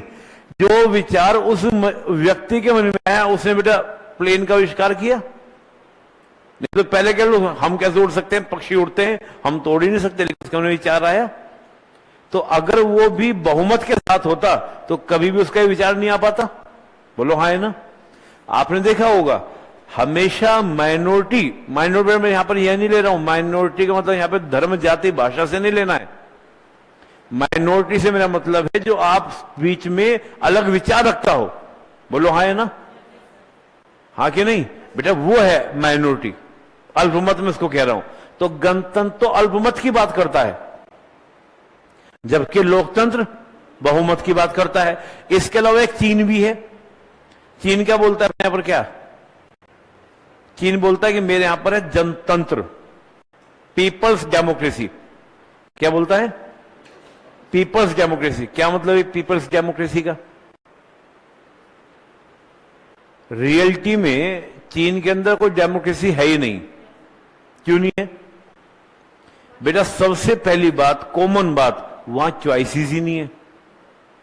वहां पर क्या नहीं है? चॉइस ही नहीं है। चॉइस से मतलब सिंगल पार्टी है, एक निर्वाचन क्षेत्र जिसको वो कम्यून बोलते हैं, है ना, कम्यून। वहां पर एक ही पार्टी का बंदा खड़ा होगा, लोगों के पास एक ही राइट है उसको हां या ना करने का। और इंटरेस्टिंग बात यह है, अगर ना कर दी तो आपको जस्टिफिकेशन देना पड़ेगा ना क्यों की। तो बंदा क्या करके आएगा वहां पर? हां। और ऊपर से बेटा कमाल की बात है, कंपलसरी वोटिंग राइट है कि वोट देने जाना जरूर पड़ेगा। वहां 98, 97, 99% वोटिंग होता है चीन में। और चीन क्या बोलता है, तुम्हारे यहां तो गवर्नमेंट बनती है 35% बन जाती है, हमारी तो 99% में सरकार बनती है, हमारे साथ लोग ज्यादा हैं। That is a democracy. Democracy का बेसिक प्रिंसिपल्स क्या? चॉइसेस तो हो, राइट टू स्पीच तो हो, चुनने का अधिकार तो हो, हाँ कि नहीं। हमें राइट टू चूज तक नहीं है, लेकिन मेरा सबके अपने मॉड्यूल्स हैं, है ना। इन बेसिक बातों को समझते हुए चलना है, और ये मैं स्टार्टिंग से लेके चलूंगा। आप इसको निश्चिंत रहिए, मेरा काम है, ठीक है ना। बस मेरे साथ जुड़े रहिएगा, मेरे साथ लिंक रहिएगा, और कैसा क्वेश्चन बनेगा मैं बोलता रहूंगा, आप उसको लिखते भी रहेंगे और घर जाकर प्रैक्टिस भी करते रहेंगे, ठीक है। Get my point? बस इतना ही करना है, जितना मैं कराऊं उसको घर जाके तैयार करना है, फ्रेमिंग करना है, लिखना है, बात खत्म। बिल्कुल तमाम लेना, ये मेरा टास्क है। पॉलिटी आईआर में एक भी क्वेश्चन ऐसा नहीं होगा तुम ये नहीं कह सकते कि सर ने डिस्कस नहीं किया था। इतना मेरा काम है। अब बेटा तुम कैसा लिख कर आओगे तुम पर डिपेंड करेगा, ठीक है। और रात को सोया करो ठीक से, तनाव नहीं लेना है। 6 घंटे प्रॉपर नींद लो, और क्लास में बेटा अच्छे से क्लास करो, ठीक है ना। अब क्लास में उवासिया लोगे तो बेटा मेरे को भी तनाव होगा, नहीं होगा, है ना। मेरे को भी लगेगा मैं क्या पढ़ा रहा हूं, है ना। चलिए आइए। तो बेटा मैं पहले पाठ्यक्रम सिलेबस आपको बता दूं, आप सिलेबस लिखिएगा। हम जो पढ़ने वाले हैं बेटा, सबसे पहला संविधान का परिचय। संविधान का परिचय, इंट्रोडक्शन ऑफ द कॉन्स्टिट्यूशन।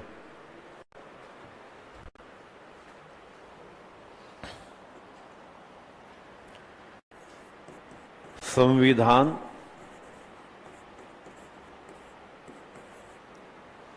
अब बेटा इसको जब हम संविधान को पढ़ेंगे तो संविधान में संविधानवाद भी पढ़ेंगे जो भी मैंने आपसे बोला था, है ना। हम थोड़ा सा बेटा संविधान सभा को भी देखेंगे। मैं फिर बोल रहा हूं, मैं यहां पे ये बताने वाला नहीं हूं कि प्रारूप समिति के मेंबर कौन थे, ये मेरा काम नहीं है। पर मैं ये जरूर बताऊंगा कि संविधान सभा सोच क्या रही थी, क्या सोचकर संविधान बना है। क्योंकि कई बार न्यायपालिका ने जब उसको संविधान में समझ में नहीं आया, जब हमारी जुडिशरी, भाई हमारा संविधान की व्याख्या कौन करता है, जुडिशरी करती है। और बेटा कई बार ऐसा होता है कि जुडिशरी उलझी है संविधान की व्याख्या करने में।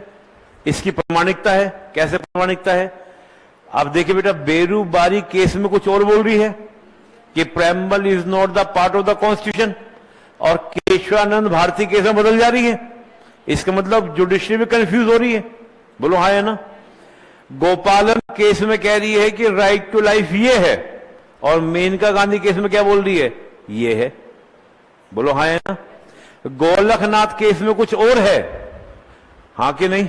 सज्जन सिंह केस में कुछ और है, और केशवानंद भारती मिनरवा मिल्स में कुछ और है। बोलो हाँ कि ना। दैट्स मीन कहीं ना कहीं जुडिशरी भी संविधान की व्याख्या करने में कहीं ना कंफ्यूज, कहना थोड़ा अलग शब्द हो जाएगा, नेगेटिव से लगेगा कि कहीं ना कहीं असहज हो रही है, कहीं ना कहीं उसको थोड़ा सा अंडरस्टैंडिंग बनाने में कहीं ना कहीं इश्यूज हो रहे हैं। तो बेटा जब जुडिशरी ऐसी इश्यूज बनती है तो जुडिशरी बेटा क्या बेस लेती है। जैसे गोलखनाथ केस में संविधान सभा की डिबेट को बेस बनाया। जुडिशरी ने कहा कि संविधान सभा की डिबेट में बाबा साहेब ने यह कहा था, तो इस आधार पर मैं ये कह सकता हूं कि इस मामले में बात ये आएगी। यानी कि जो संविधान में नहीं था तो संविधान सभा की डिबेट को आधार बनाया गया। गेट माय पॉइंट, हाँ कि ना। और यही बात बेटा मेनका गांधी केस में बोली कि हमको संविधान में लिखे शब्द नहीं, बल्कि उनके पीछे जो भावना है उस भावना को समझना है। और कहा ये भावना समझ में कहां से आएगी, उन्होंने कहा संविधान सभा की डिबेट से समझ में आएगी। ओके, तो मैं बेटा उस डिबेट में तो जाऊंगा नहीं, भाई बहुत सारी डिबेट है, लेकिन मैं उस संविधान सभा के सामने जो चैलेंजेस थे, उन चैलेंजेस के सॉल्यूशन का तरीका क्या सोच रहे थे, कैसा देश चाह रहे थे, जिसको आपने बोल दिया वेलफेयर स्टेट, लोक कल्याणकारी राज्य। क्या बोल दिया, लोक कल्याणकारी राज्य। लेकिन क्या लोक कल्याणकारी राज्य का मॉडल वैसा है जैसा वेस्ट बात करता है, जैसे पश्चिम बात करता है। बोलो हाँ कि ना। एक बेटा लोक कल्याणकारी राज्य की जब हम बात करते हैं, वेलफेयर स्टेट की बात करते हैं, एक वेलफेयर स्टेट का मॉडल वो है जो कहां पर है, आपका वेस्ट में है। एक वेलफेयर का मॉडल है हमारा जो किसकी बात कर रहा है, सर्वोदय की बात कर रहा है, राम राज्य की नहीं। गांधी जी बदल गए थे राम राज्य को लेकर। पहले गांधी जी राम राज्य की बात कर रहे थे, लगा ये थोड़ा सा प्रैक्टिकल बात नहीं है, फिर वो सर्वोदय पे आ गए। अब ये सर्वोदय का मॉडल क्या है, हाँ हाँ बदलना भी, मैं फिर कहूंगा कि थोड़ा सा ध्यान रखना है, मैं बोलने के प्रवाह में बोल रहा हूं, बदले नहीं, एक चीज को समझे कि भाई नहीं सुधार भी। देखो बात को समझे बेटा, उस हम गांधी जी क्वेश्चन, मतलब मेरा सिंपल कंसर्न ये, कोशिश करेंगे हम लोग, हमारे जितने भी लीडर्स हैं उनकी हम निगेटिविटी को शो ना करें। हम कोशिश ये करें कि भाई राम राज्य की बात करें, थोड़ा कल्पना जगत की बातें हो गई।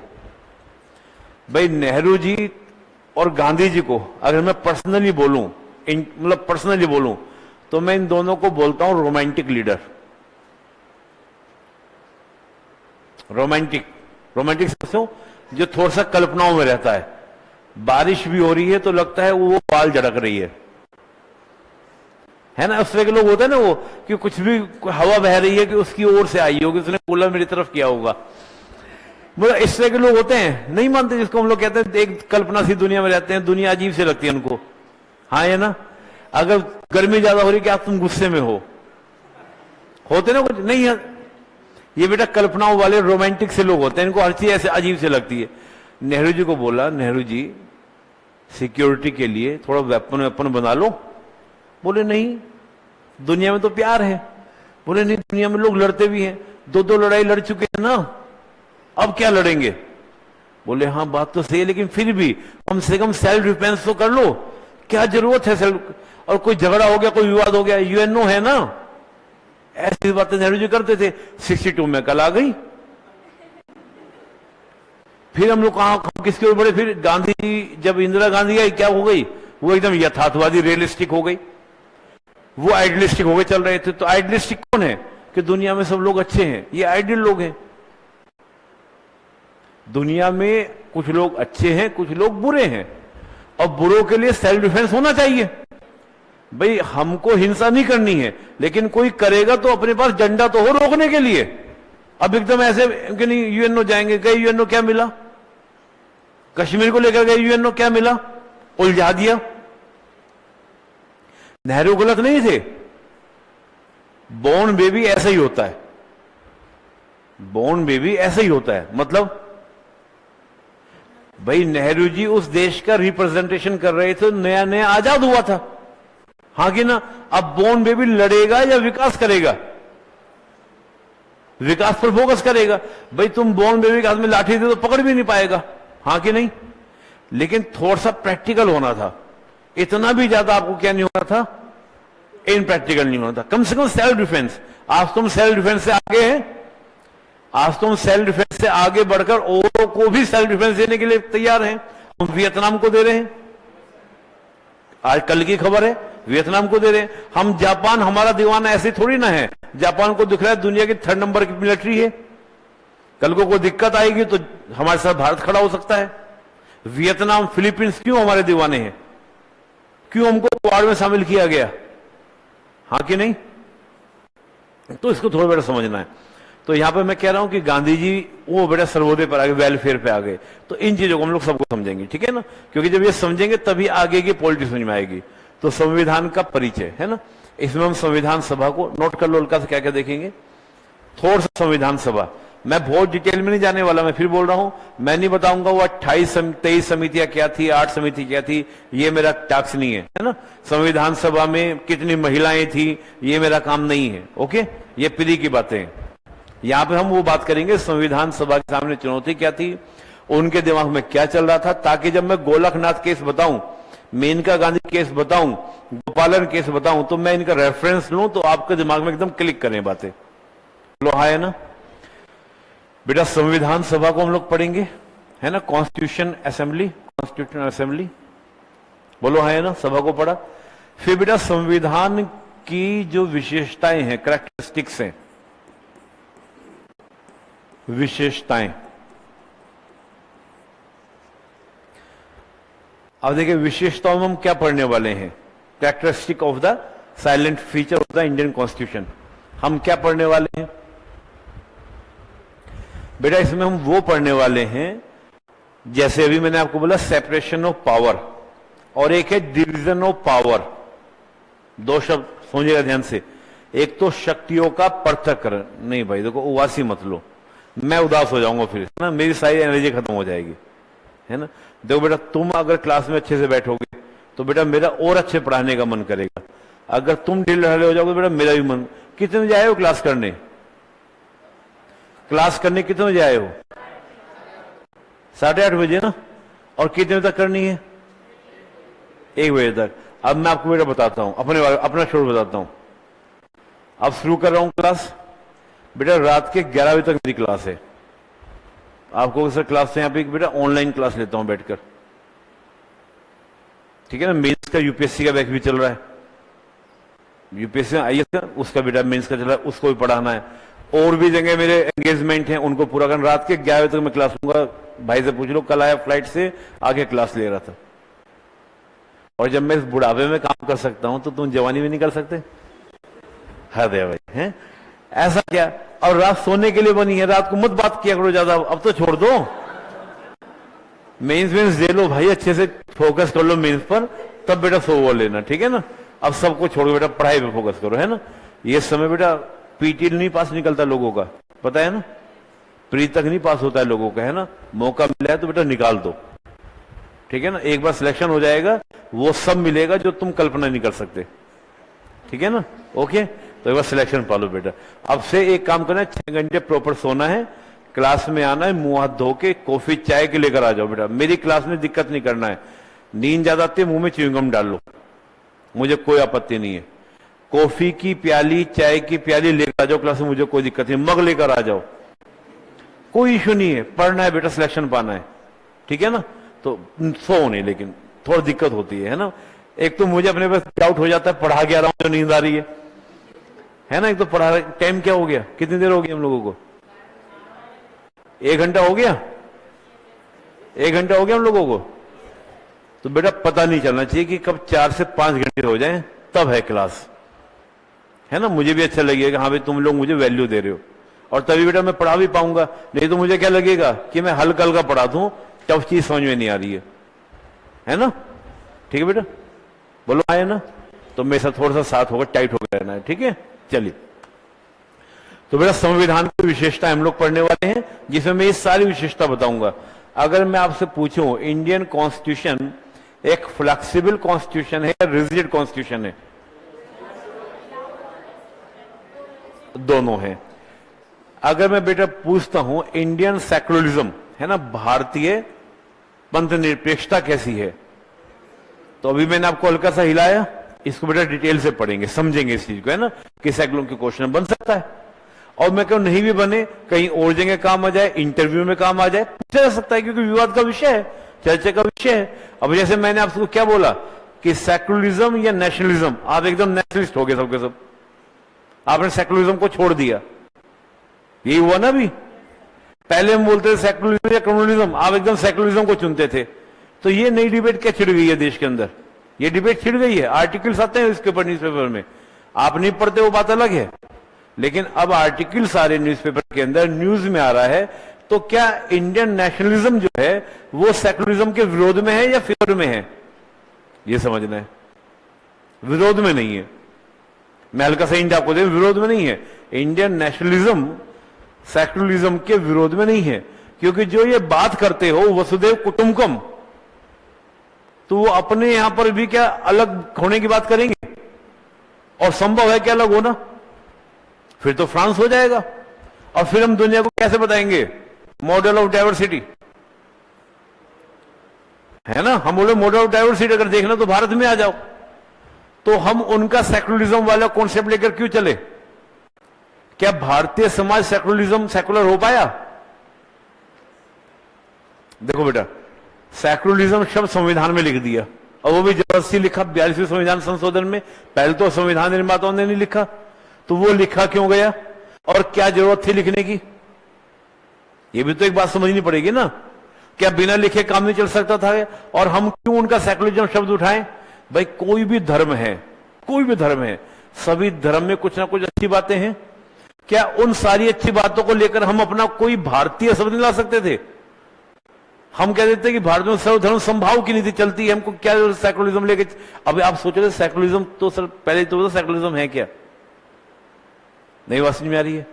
मेरा सेक्युलरिज्म शब्द गांधी जी बोलते थे कि भारत में सेक्युलरिज्म की प्रॉब्लम है ही नहीं, भारत के लिए सेक्युलरिज्म शब्द है ही नहीं। तभी तो संविधान निर्माताओं ने कहीं भी सेक्युलर शब्द का यूज ही नहीं किया था।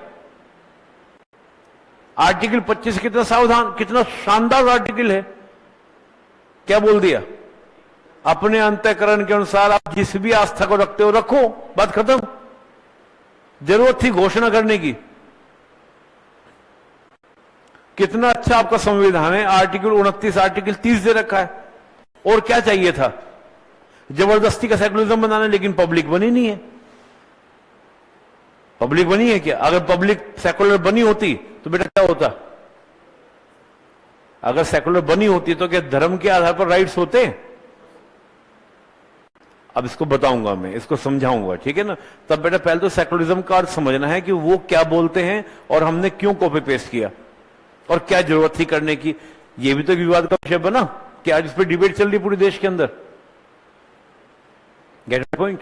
चलिए, तो बेटा संविधान की विशेषताओं में सारी विशेषता हम लोग पढ़ेंगे कि हमारे कॉन्स्टिट्यूशन की नहीं, ठीक है बेटा। पार्लियामेंट्री सिस्टम क्या है, प्रेसिडेंट्री सिस्टम क्या है, इसको थोड़ा समझना है, जो मैंने आपको बताया, लोकतंत्र गणतंत्र, इन चीजों को समझना है। क्लियर? बोलो हाँ है ना। अगला बेटा टॉपिक हम लोग पढ़ेंगे इसके अंदर प्रेम्बल, प्रस्तावना। मैंने यहां पर संवैधानिक विकास नहीं लिया है ना, कॉन्स्टिट्यूशन डेवलपमेंट हम नहीं पढ़ने वाले, क्योंकि क्वेश्चन मेंस में आता नहीं है, और आता है तो हिस्ट्री का पॉइंट ऑफ व्यू से आता है या फिर प्री का क्वेश्चन है। लेकिन मैं यहां पर 1935 एक्ट का जिक्र जरूर करूंगा, है ना। क्यों जिक्र करना पड़ेगा? क्योंकि संविधान सभा भी उससे क्या थी, प्रभावित थी। ठीक, और यही विशेषताओं में बेटा हम थोड़ा सा सोर्स की बात भी करेंगे, स्रोत की बात भी करेंगे, sources of the constitution, sources of the constitution.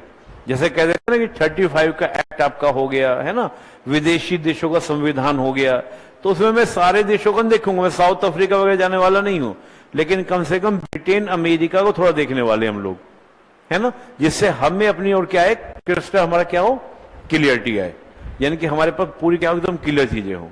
बोलो हाँ है ना। आगे चले बेटा, तो नंबर 1 तो ये हमारा वो। नंबर दो बेटा, नंबर 2 में हम लोग पढ़ेंगे, मैं यहां पर सिटीजनशिप पढ़ाने वाला नहीं हूं क्योंकि क्वेश्चन आता नहीं है। मैं यहां पर पार्ट 1 हम लोग पढ़ने वाले नहीं है, है ना, आर्टिकल 1 से 4 पढ़ने वाले नहीं है। सिटीजनशिप अगर चाहोगे तो मैं थोड़ा सा बता जरूर दूंगा। एक भाभी आई है, मीडिया में, सोशल मीडिया बहुत चर्चा है ना, सीमा हैदर। एक दीदी यहां से भी गई है, अंजू दीदी, है ना। तो अब इस बहस को लोग क्या देख रहे हैं? देखो बेटा, आप लोगों को वहां नहीं सोचना है जहां कॉमन पब्लिक सोच रही है। कॉमन पब्लिक क्या कह रही है? दीदी वो भाभी आ गई, है ना, जाके फोटो ले लो, भारत में रहना चाहिए नहीं रहना चाहिए। वो क्या बात कर रहे हैं? पबजी खेल रहे थे, वहां से प्रेम प्रसंग चला, है ना। तो ये कॉमन पब्लिक बात कर रही है। तुम्हारा कंसर्न एरिया क्या है कि सीमा हैदर जब भारत आई, भारत आने के बाद वो हिंदू युवक से शादी करती है, और शादी होने के बाद हिंदू बनते हैं, बच्चों को हिंदू बना दिया जाता है। क्या उसके ऊपर CAA वाले प्रोविजंस लागू होंगे या नहीं? ये तुम्हारा सोचने का कंसर्न है कि सीमा हैदर को नागरिकता मिलेगी या नहीं मिलेगी। यहां तुम्हें सोचना है, पब्लिक को सोचने दो, पबजी में उलझे रहने दो। हाँ है ना? नहीं समझ में आई बेटा बात? क्वेश्चन बेटा आपके यहां आने वाला नहीं है। बेटा जो सो गए उनको उठाओ ना, तबीयत खराब है बेटा, तो जाओ दवाई लेकर आओ ना, जाओ इनको दवाई दिलाओ बेटा, मेडिसिन दिलाओ, जाओ दवाई लेकर आओ बेटा। अब बेटा नाश्ता वास्ता करके दवाई वाई लेके प्रॉपर आया करो, मूड बना के, ठीक है ना। तबीयत खराब तो रेस्ट कर लो, ये तो रिकॉर्डिंग भी होता है ना क्लास, बाद में सुन सकते हैं आराम से, ठीक है ना। पहला सुख निरोगी काया, है ना, पहला सुख निरोगी काया। दूजा सुख घर में हो माया, है ना, माया से मतलब सिलेक्शन हो, नौकरी लगे, है ना। और तीजा सुख वहां पे आप पहुंचे नहीं अभी, है ना, वहां पहुंचना भी नहीं अभी, ठीक है भाई, वो बाद की बात है, सिलेक्शन के बाद की बात है। ओके, अभी बेटा पहले 2 पर फोकस करना है। चलिए आइए बेटा बात करें। बेटा जाओ मेडिसिन ले लो आप आराम से। अब बेटा तनाव नहीं लेना, मेरे साथ बिल्कुल एकदम शांति से पढ़ना है, धीरे धीरे रे मना, क्लियर, आराम शांति से पढ़ना है, कोई प्रेशर नहीं लेना दिमाग के ऊपर। मैं सब बताऊंगा, बस आपको इतना बोलना है कि सर समझ में नहीं आया, दोबारा समझा दीजिए। अंडरस्टैंड? ओके, चलिए आगे चले बेटा। तो बेटा वो हम पढ़ने वाले नहीं है ना। अगर आप चाहोगे तो मैं थोड़ा सा वो नागरिकता वाला एंगल बता दूंगा कि नागरिकता मिलेगी नहीं मिलेगी। इस तरह के टॉपिक को हम लास्ट लेक्चर में रख लेंगे सब। एक दिन हम लोग क्या करें, डिस्कशन रख लेंगे, और आप क्वेश्चन की लिस्ट निकाल लेना, है ना। मैं तो चर्चा करूंगा, इसमें सीमा वाला बात बोला तो मैं वो बात नहीं करूंगा, वो दुबई गई, दुबई से नेपाल गई, नेपाल से इंडिया आई, ये मेरा कंसर्न एरिया नहीं है, ना तुम्हारा है। वो कॉमन पब्लिक उनको उलझे रहने दो, हाँ कि नहीं। वो ISI वो ना ISI की जासूस है या नहीं है, ये बेटा सिर्फ च्युइंगम है पब्लिक को सोचने के लिए। यार मैं मानता हूं पाकिस्तान है थोड़ा सा, लेकिन इतना भी नहीं है कि वो किसी को अपने जासूस को भेजेगा और कहेगा जाके वहां छा जाओ मीडिया में, है, इतना भी तो बेवकूफ नहीं है ना ISI। मतलब इतना बेवकूफ मानोगे पाकिस्तान को? बोलो हाँ है ना। मैं मानता हूं कि पाकिस्तान बेवकूफ है, मैं मानता हूं, लेकिन इतना भी नहीं है बेटा। ये स्टेटमेंट मैंने ऐसे नहीं दे दिया, मैं पाकिस्तान के बारे में बोलता हूं, made child with loaded gun. Pakistan behaviour like a weaker party.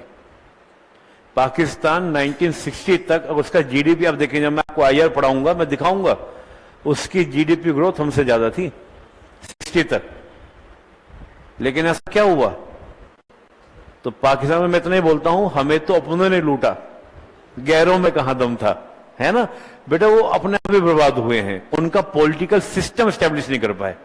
और हम क्यों खड़े हो गए? क्योंकि हमने पॉलिटिकल सिस्टम स्टैब्लिश किए। पूरी दुनिया में रिसेशन चल रहा है, हमारे 600 बिलियन क्या पहुंच गए हैं, फॉरेक्स पहुंच गए हैं। पूरी दुनिया से जगह कि पूरी दुनिया में रिसेशन चल रहा है, भारत एक्सपोर्ट बढ़ा रहा है अपना, भारत में इन्वेस्टमेंट आ रहा है। How is possible? वो 3 बिलियन के लिए घूम रहे हैं, पाकिस्तानी जो हैं 3 बिलियन के लिए घूम रहे हैं, हमारा डायस्पोरा 100 बिलियन भेज दे रहा है। सोचो तो ये एक दिन में तो हुआ नहीं होगा। हमने सोचा होगा आज से 30-40 साल पहले, जब भी तो डॉक्टर, इंजीनियर, साइंटिस्ट विदेशों में जाके हम लोग बैठे हैं। ये कोई आज का काम थोड़ी ना है कि आज 100 बिलियन, अभी तो बीज बोया होगा, फल आज दे रहा है। वो नहीं बो पाए, हमने बो दिए थे, हाँ कि ना। स्टार्टिंग संघर्ष था हमारा, लेकिन अब संघर्ष नहीं है। संघर्ष तो बेटा, संघर्ष देखो जीवन में संघर्ष तो हमेशा चलना है और मृत्यु इस पे विराम होती है। लेकिन उस तरह का संघर्ष होना था कि हमको रोटी की दिक्कत है आज हम न्यूट्रिशन फूड नहीं दे पा रहे, लेकिन हंगरनेस तो खत्म कर दिया हम लोगों ने। वो बात अलग है, चाहे हम चावल ही दे रहे हो केवल, लेकिन पहले तो वो दौर था कि हमको गेहूं भी औरों से मंगाने पड़ रहे थे।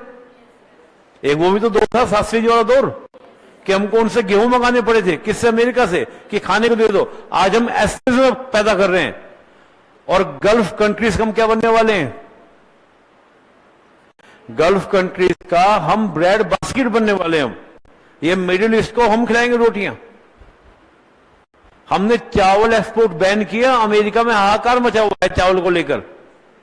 आज चाइना भी हमारे चावल खा रहा है, हालांकि वो भी चावल बनाते हैं कि इंडियन चावल इज द बेस्ट चावल। ओके, हम नहीं देंगे तुम्हें। हमने दुनिया को मना कर दिया, अभी परसों हमने बैन कर दिया, किया ना राइस बैन किया ना। अब उससे दुनिया में हाहाकार मच गया कि चावल नहीं आएगा, वहां रेट बढ़ने शुरू हो गए। तो यानी कि चावल का सबसे बड़ा एक्सपोर्टर हम कैसे बने? कि हम चावल नहीं खाते। और वियतनाम जैसा देश जो खुद चावल उत्पन्न करता है, पैदा बनाता है, खूब चावल खाते हैं लोग, वो फिर इंडियन चावल खरीद रहे हैं, वो भी खरीद रहे हैं। क्यों?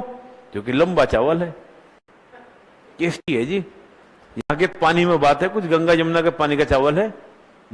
तो सोच रहा है बेटा ऐसा, यार में मजा आने वाला है ना, इंटरेस्टिंग बेटा। लेकिन कब? जब हम थोड़ा सा करंट के इश्यूज को सोचकर चलेंगे, करंट के इश्यूज को सोचकर चलेंगे। तो मैंने कहा ना, पाकिस्तान इसलिए बर्बाद है क्योंकि वो अपने आप को मैनेज नहीं कर पाया।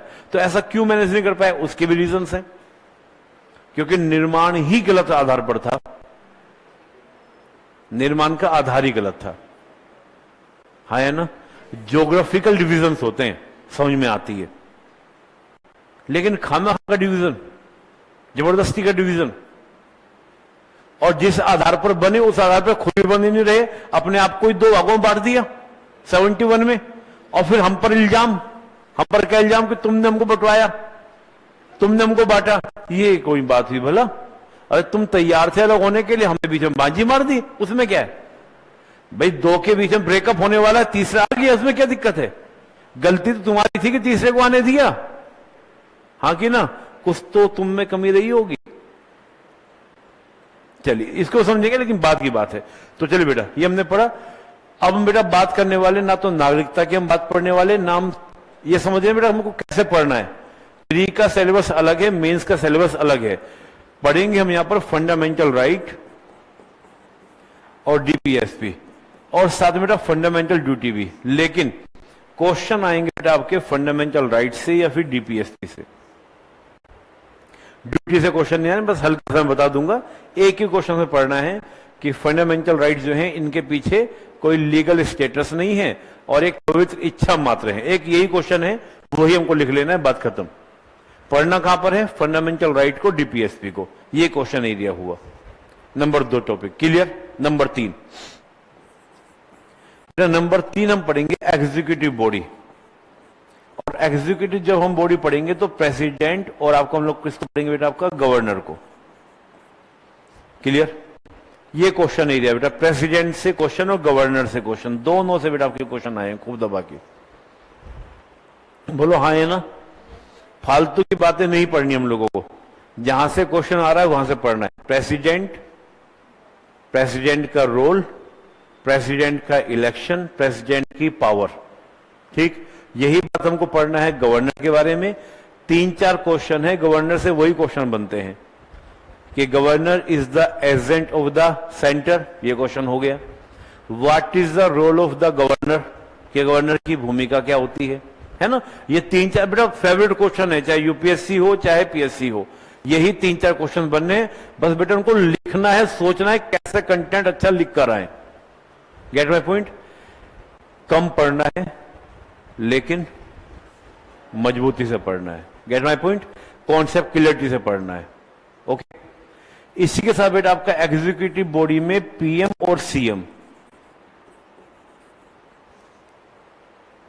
पीएम और सीएम, लेकिन आपका बेटा कंसर्न एरिया कहां पर होगा? सीएम पर होगा, गवर्नर पर होगा, प्रेसिडेंट पर होगा। पीएम से उतने क्वेश्चन आपके आने वाले नहीं है। क्लियर? हां, अगर ये यूपीएससी का एग्जाम हो तो हम पीएम पे फोकस कर देंगे, सीएम से हटा देंगे। Gate my point. प्रेसिडेंट से क्वेश्चन आएगा क्योंकि देश का है। गवर्नर तो बेटा हमारी बातें भी होंगी, है ना, क्योंकि 1-2 गवर्नर हमारे यहां पर क्या रहे हैं, चर्चा में भी रहे हैं। नाम बताओ किसी का। एक बूटा सिंह है ना, चर्चा में रहे। तो कुछ ऐसे इश्यूज रहे जिनसे गवर्नर आपका चर्चा में आया, है ना, उनको बेटा हम लोगों को समझना जानना है। ओके, हाँ या ना। आगे चले। ये बेटा एग्जीक्यूटिव बॉडी में इतना ही पढ़ना है, इसके अलावा नहीं पढ़ना एग्जीक्यूटिव बॉडी में। ओके। कोई मंत्री परिषद में जाना कि सेंटर मिनिस्टर, स्टेट मिनिस्टर, है ना, इंडिपेंडेंट चार्ज वाले, प्री की बातें हैं, आपको इतना ही समझना है। ओवरऑल मंत्री परिषद पढ़ लेना है कि मंत्री परिषद पीएम के साथ मिलकर, प्रेसिडेंट के साथ मिलकर कैसे काम करती है, एक ओवरव्यू ले लेना है पूरा। क्लियर हुआ? बात समझ में आई? फिर वो बेटा आपकी कैबिनेट कमिटीज होती हैं, वो सब नहीं पढ़ना, वो आपका कंसर्न प्री का काम है। आगे चलते हैं।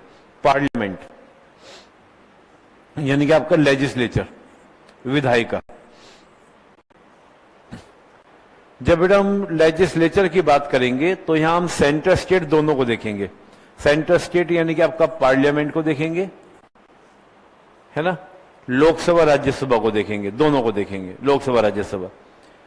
फेवरेट क्वेश्चन है, वही क्वेश्चंस बनते हैं और वही क्वेश्चन लिखने भी हैं। लोकसभा राज्यसभा की शक्तियों की तुलना, एक ये क्वेश्चन है।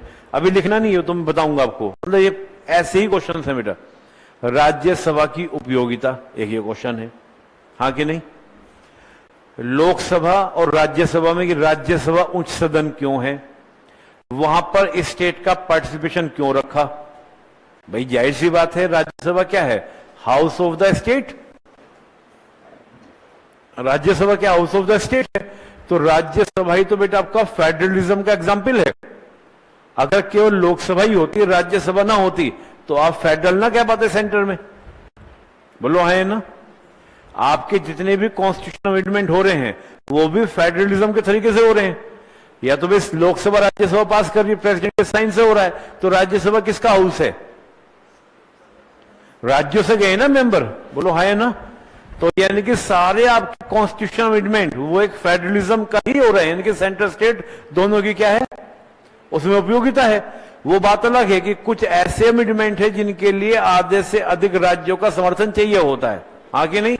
लेकिन मैं ये कहता हूं कि अगर जर्नल भी कानून बन रहा है तो वो भी तो दोनों के ही पार्टिसिपेशन से बन रहा है। बोलो हाँ या ना, हाँ कि ना बेटा, वो आपको समझना है। बोलिए बच्चों, मेरी बात क्लियर हुई? चलिए आगे चलें बेटा। इसके बाद हम बात करेंगे किसकी, आपका स्टेट लेजिस्लेचर की, है ना, यानी कि आपका विधानसभा और विधान परिषद भी है। इसको भी हम देखेंगे कि विधानसभा, विधान परिषद।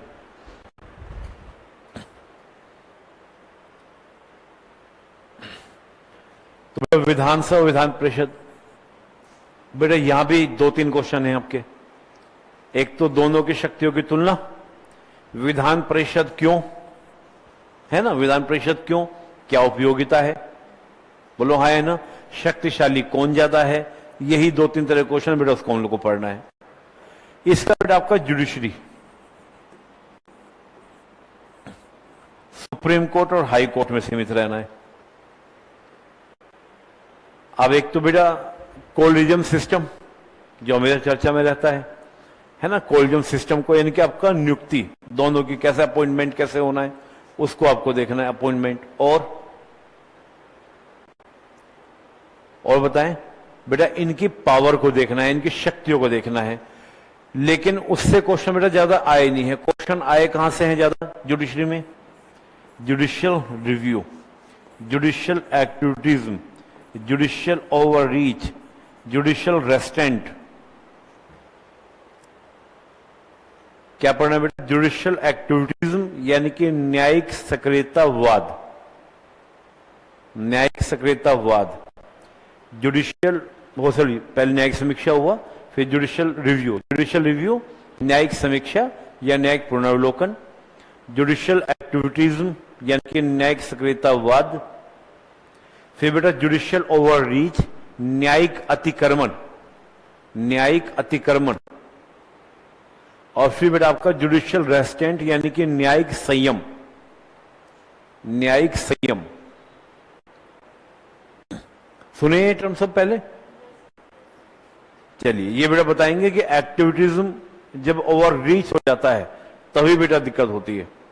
तो यहां पर एक्टिविज्म से बेटा समस्या नहीं है। एक्टिविज्म जब आपका ओवर रीच हो जाता है तब दिक्कत शुरू होती है, और तब चाहिए होता है आपका रेस्टेंट। और जब हम बेटा जुडिशियल रिव्यू पढ़ेंगे ना, तो हम यहां पे साथ में पढ़ेंगे PIL, पब्लिक इंटरेस्ट लिटिगेशन, जनहित याचिका। बोलो हाँ है ना? ये बेटा हम लोग जनहित याचिका भी पढ़ने वाले हैं। बोलो हाँ कि ना? ठीक, आगे। हाँ बेटा वो इसी में ही आएगा सब। PIL से आगे हम लोग पढ़ेंगे कॉन्टेनिंग मैंडेमस की थ्योरी। एक लोग का स्टैंड बढ़ाऊंगा, ये निश्चिंत रहो, वो सब बेटा यहीं पे आएगा, जुडिशियल रिव्यू और PIL में ही आएगा, है ना। रिव्यू कब करेंगे? जब मामला सामने जाएगा। जरूरी नहीं कि मामला सामने जाए, वो खुद भी उठा लेते हैं, उसी को सो मोटो बोल दिया। और जरूरी नहीं कि मामला जिसके खिलाफ हुआ वो ही जाए, कोई और भी जा सकता है, वो PIL हो गया। ये पढ़ेंगे हम यहाँ पर सारा चीज, वो लॉजिक से बताऊंगा बेटा, बड़ा मजा आएगा, है ना, समझेंगे आप बात को। ओके, ये हो बेटा। इसके बाद जो आपका सबसे मेन क्वेश्चन है बेटा, पंचायत से आपके क्वेश्चन खूब आए हैं। पंचायत, ठीक। अब पंचायत में बेटा आपको ये नहीं पढ़ना वो 29 विषय कौन से हैं, ये हमारा प्री का काम था, खत्म हो गया। पंचायत की उपयोगिता, पंचायत क्यों, पहले तो पंचायत क्यों लागू की गई, है ना, जिसको कहते हैं ना, क्या बोलते हैं, पंचायत विकेंद्रीकृत लोकतंत्र, है ना, यानी कि जो डेमोक्रेसी को उसने क्या किया है, डिसेंट्रलाइजेशन किया है। तो ये विकेंद्रीकृत लोकतंत्र क्यों कहा गया इसको, पहली बात, हाँ है ना। और बेटा जिसको हम बोलते हैं ना कि डेमोक्रेसी के अंदर पार्टिसिपेटरी डेमोक्रेसी यानी कि सहभागी लोकतंत्र, तो पंचायत ने सहभागी लोकतंत्र कैसे लाया, हाँ कि ना। पंचायत के सामने चैलेंजेस क्या हैं, अभी भी चुनौतियां हैं। योगदान क्या है, 93 में लागू हुआ, 93 से 2023 चल रहा है, कितने साल हो गए, 30 हो गए, श्योर, मुझे तो लगता 30 हुए हैं, मुझे तो लगता कहीं 26 हुए हैं।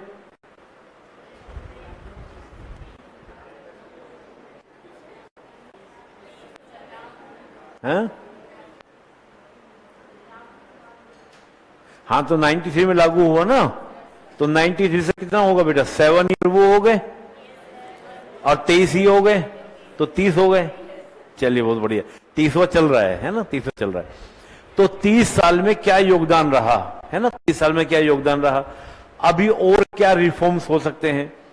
कुछ स्टेट हैं जिन्होंने बड़ा अच्छा काम किया है पंचायतों के, जैसे गुजरात, उड़ीसा, उनके क्या मॉडल रहे हैं, है ना। हमारे बिहार में भी अच्छा काम हुआ है, जैसे 50% महिलाओं को रिजर्वेशन, लेकिन वो महिला का रिजर्वेशन देना कितना कामयाब रहा, ये भी एक प्रश्न है। एक प्रोक्सी, सब सुना होगा, प्रोक्सी नहीं सुना, पंचायत पति, पंचायत पिता, है ना, वो एक सुन लो ना कि महिला जा नहीं पा रही है तो बेटा उनका पति जाके रिप्रेजेंटेटिव कर रहा है, भाई जा रहे हैं, पिता जा रहे हैं, तो क्या ये देना सही रहा, ये भी हम चर्चा करेंगे, है ना। ये प्रोक्सी इसको बोला जाता है, ये भी हम चर्चा करेंगे। तो लोकल गवर्नमेंट, ओके, बोलो है ना। ये तो था बेटा आपका एक तरह से मान लीजिए ट्रेडिशनल पोर्शन, जो आपके कॉन्स्टिट्यूशन से जुड़ा हुआ हो गया। लेकिन अब इसके अलावा बेटा कुछ और चीजें, जैसे वो आपका, ठीक है, सेंटर स्टेट रिलेशन। चलिए बेटा नींद बहुत आती है आप लोगों को, हैं? इतना कैसे सो लेते हैं आप लोग?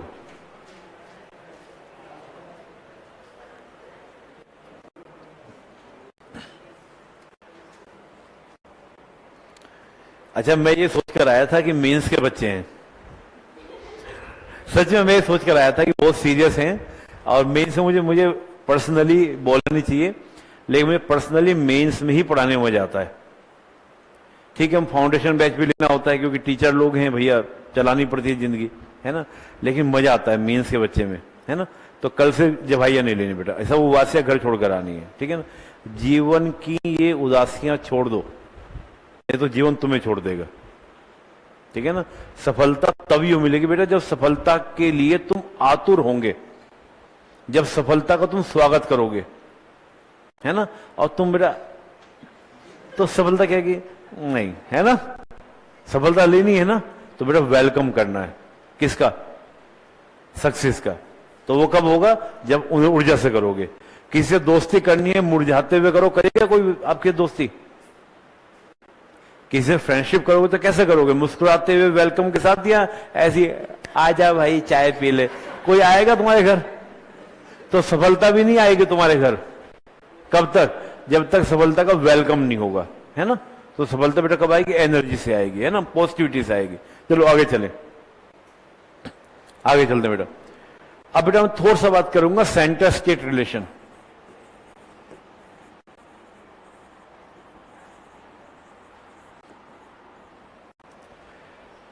हालांकि कॉन्स्टिट्यूशन में है सेंटर स्टेट रिलेशन, लेकिन थोड़ा सा बेटा कॉन्स्टिट्यूशन से बाहर भी जाना पड़ेगा, है ना।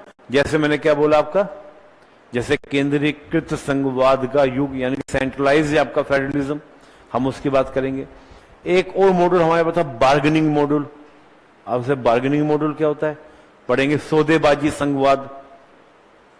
अब जब सौदेबाजी संघवाद की बात करेंगे तो बेटा यहीं पर हम लोग बात करेंगे अलायंस गवर्नमेंट की। अलायंस गवर्नमेंट, देखो प्लस का साइन भी लगा दिया, है ना, मिलकर गठबंधन सरकार, क्या बोलते हैं इसको? गठबंधन सरकार। और आप तो जानते ही हो गठबंधन चल ही रहा है ना, गठबंधन सरकार, यानी कि आपका मिली जुली सरकार भी इसको बेटा बोलते हैं, मिली जुली सरकार। बेटा इसको सेंटर लेवल से भी देख लेना है और हमको स्टेट लेवल से भी देख लेना है, ठीक है ना। इसको ये भी देखना है कि मिली जुली सरकार अच्छी रहती है, इसमें कमियां क्या रहती हैं, है ना, सब चीज बेटा समझना है। कब से सेंटर में मिली जुली सरकार शुरुआत हुई, स्टेट को भी थोड़ा देखना है, सेंटर को भी देखना है ना। जैसे भी मैंने आपको क्या बोला, इंडियन पॉलिटिक्स में एक डिवाइडर मान लीजिए आप, 1967 का चुनाव, ये बड़ी घटना थी।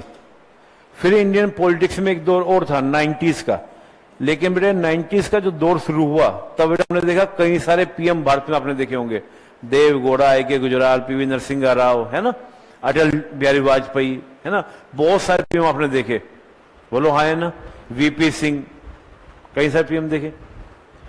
लेकिन क्या ये पॉलिटिकल इंपैक्ट से था? नहीं, इकोनॉमिकल क्राइसिस आया तो पॉलिटिकल क्राइसिस भी क्रिएट हुआ, जैसा कि श्रीलंका में आपने देखा, है ना। पाकिस्तान का मैंने क्या बोला, पॉलिटिकल क्राइसिस के बाद इकोनॉमिकल क्राइसिस। हमारे यहां 90 से लेके 2000 तक का जो दौर था वो क्या था? इकोनॉमिकल क्राइसिस हुए तो पॉलिटिकल क्राइसिस शुरू हुए, और एकदम आपका वो जो ईरा था 90 से लेके 2000 तक का, ये एक डार्क ईरा रहा, हाँ या ना। बस एक अचीवमेंट को आप बोल सकते हो कि हमने पोखरण सेकंड किया, कोई खास अचीवमेंट है उस दौर में? नहीं, बोलो हाँ है ना, समझेंगे। लेकिन जब बेटा आपका सेंटर में वन पार्टी गवर्नमेंट रही, क्लियर मेजोरिटी गवर्नमेंट रही, चाहे वो इंदिरा का दौर हो, चाहे वो नेहरू का दौर हो या मोदी जी का दौर हो, आपको बेटा कुछ दिख रहा है? दिख रहा है ना? नहीं, दोनों चीजें बेटा। अगर हम समर्थन में हैं तो बात अलग है, हम विरोधी भी हैं, ये तो दिख रहा है कि कुछ हो रहा है, हाँ कि नहीं? बोलो ना। तो इसका मतलब क्या दिख रहा है? ऐसा नहीं कि इंदिरा गांधी जी के समर्थन में उस समय सब लोग थे। भाई इंदिरा गांधी के समर्थन में लोग होते तो जेपी आंदोलन करते? जेपी विरोध में थे तभी आंदोलन हुआ, लेकिन हो तो रहा था उस समय बहुत कुछ। भाई कमाल तो कर रही थी इंदिरा गांधी, पाकिस्तान के 2 टुकड़े कर दिए, ये कम बात है क्या? और किए हैं, फैक्ट है, दैट इज अ फैक्ट। जब तक बेटा बाहरी समर्थन नहीं मिलता आंतरिक विद्रोह को, तब तक बात नहीं बनती। हमारे यहां भी जो आपका मणिपुर में चल रहा है, बाहरी समर्थन के बगैर नहीं हो सकता। भाई मैं बिल्कुल कतई इस बात को मानने को तैयार नहीं हूं कि मणिपुर में इंडिया की जो मणिपुर की पुलिस है उसने अपने वेपन दिए होंगे कि लो हमारे वेपन, आप मारो एक दूसरे को। ऐसा तो हुआ नहीं होगा। 2-4-5% आप ऐसा बोल सकते हैं, होता भी है, मैं मानता हूं ऐसा होता है, लेकिन 2-4-5% नक्सली क्या बेटा हमारी ही फोर्सेस के लूटे वेपन लेके हमको मार रहे हैं, फोर्स को मार रहे हैं, ऐसा तो नहीं होगा। जाहिर सी बात है वेपन फंड्स बाहर से आ रहे होंगे, बोलो हाँ या ना? तो बेटा बहुत सारी बातें ऐसी हैं। तो था ऐसे, आज मोदी जी का आप दौर देखते हैं तो ये समझना है कि देश के विकास के लिए मिलीजुली सरकार या सिंगल पार्टी की गवर्नमेंट।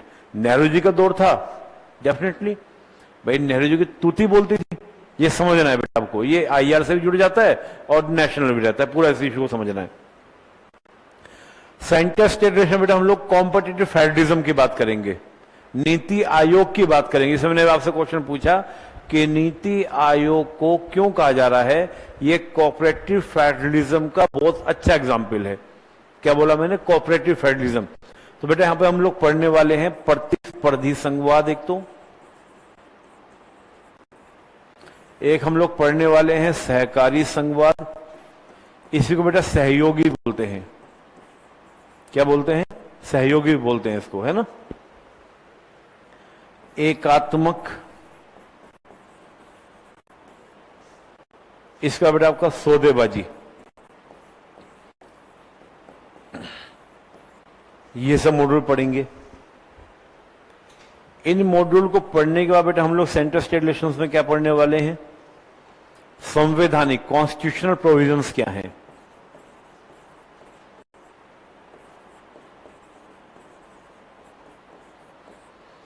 ठीक है। संवैधानिक प्रावधान क्या, वैधायी संबंध क्या है, प्रशासनिक संबंध क्या है, आर्थिक संबंध क्या है।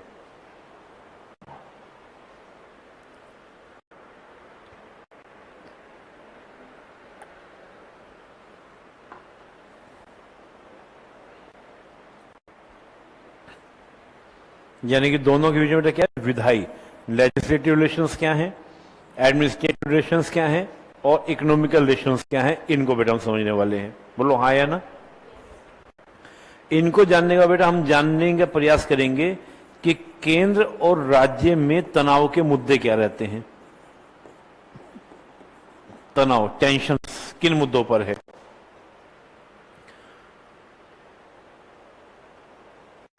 ओके।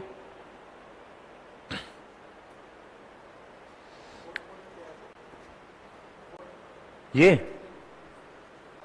सौदेबाजी, बार्गेनिंग,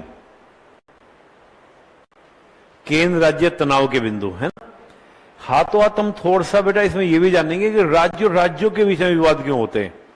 जैसे अंतर्राज्यीय जल विवाद है ना, अंतर्राज्यीय व्यापार विवाद, अंतर्राज्यीय सीमा विवाद, इसको भी थोड़ा जान लेंगे, है ना। राज्यों के बीच में भी विवाद।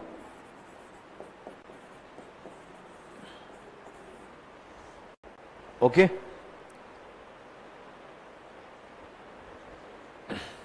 क्लियर? ठीक है बेटा। वो हम लोग बेटा जो समितियां हैं, पुंछी आयोग वगैरह हैं, है ना, पुंछी आप सुना होगा, पुंछी आयोग वगैरह हैं, ये सब मैं बता दूंगा जब हम लोग ये विवाद की बात करेंगे, संबंध पढ़ेंगे, तब हम वो सारी समितियां भी देख लेंगे कि किस किस की रिकमेंडेशन। समिति से क्वेश्चन आना नहीं है, क्योंकि जब ये समितियां बनती हैं, रिकमेंडेशंस करती हैं, तब तो क्वेश्चन बनता है, लेकिन हमको रेफरेंस जरूर डालना है। जैसे पुंछी आयोग ने इस पर बल दिया था, क्यों दिया था, है ना।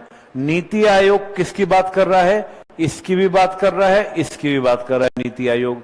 क्यों कर रहा है इन दोनों मॉड्यूल की। ओके, फिर बेटा एक यहीं पर हम लोग ये भी जानेंगे कि इंडिया का जो संघवाद है, यानी कि इंडिया जो फेडरलिज्म है, वो फेडरलिज्म क्या सही मायने में फेडरलिज्म है? नहीं समझ रहे? मैं पहले मुद्दा उठाया कि एकात्मक या संघात्मक। तो क्या हम एक सच्चा संघ हैं? नहीं बेटा, हैं। यही तो हमें प्रमाणित करना है कि हम फेडरल हैं। ये हम बताऊंगा अभी नहीं, मैं जब हम डिस्कस ये भी हम चर्चा करेंगे कि हम ठीक है, हम यूनिटरी वाले फीचर्स को भी लेकर चल रहे हैं, हम फेडरल वाले फीचर्स को भी लेकर चल रहे हैं। वो बोल रहे हैं कि आप क्वाजी फेडरल हो, लेकिन हम कह रहे हैं कि हम फेडरल हैं। हमारे सुप्रीम कोर्ट ने कहा है, सुप्रीम कोर्ट ने क्या बोला है कि इंडियन कॉन्स्टिट्यूशन बेसिकली क्या है, फेडरल है, बट एकात्मक फीचर्स को लिए हुए। तो हमें सुप्रीम कोर्ट के इसी स्टेटमेंट को प्रमाणित करना है। आलोचकों को क्या देना है? जवाब देना है, हाँ या ना। तो पॉइंट्स होने चाहिए ना मेरे पास में, बोलो हाँ या ना। क्लियर? चलिए, तो मेरा ये अप्रोच आपके पास होगा, ये टॉपिक हम लोग पढ़ेंगे, है ना। हुआ? आगे चले।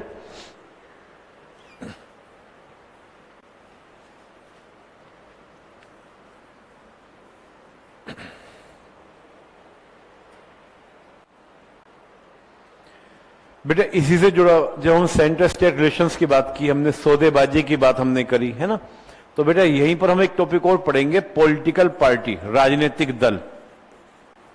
अब राजनीतिक दल में बेटा आपका एक तो राष्ट्रीय दल और दूसरा बेटा आपका राज्य स्तरीय दल, है ना।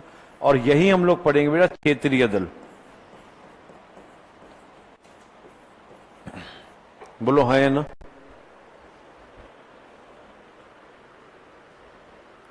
राष्ट्रीय पार्टी दर्जा मिला, कैसे मिला, ये महत्वपूर्ण बात नहीं है, ये तो प्री की बात हो जाती है ना।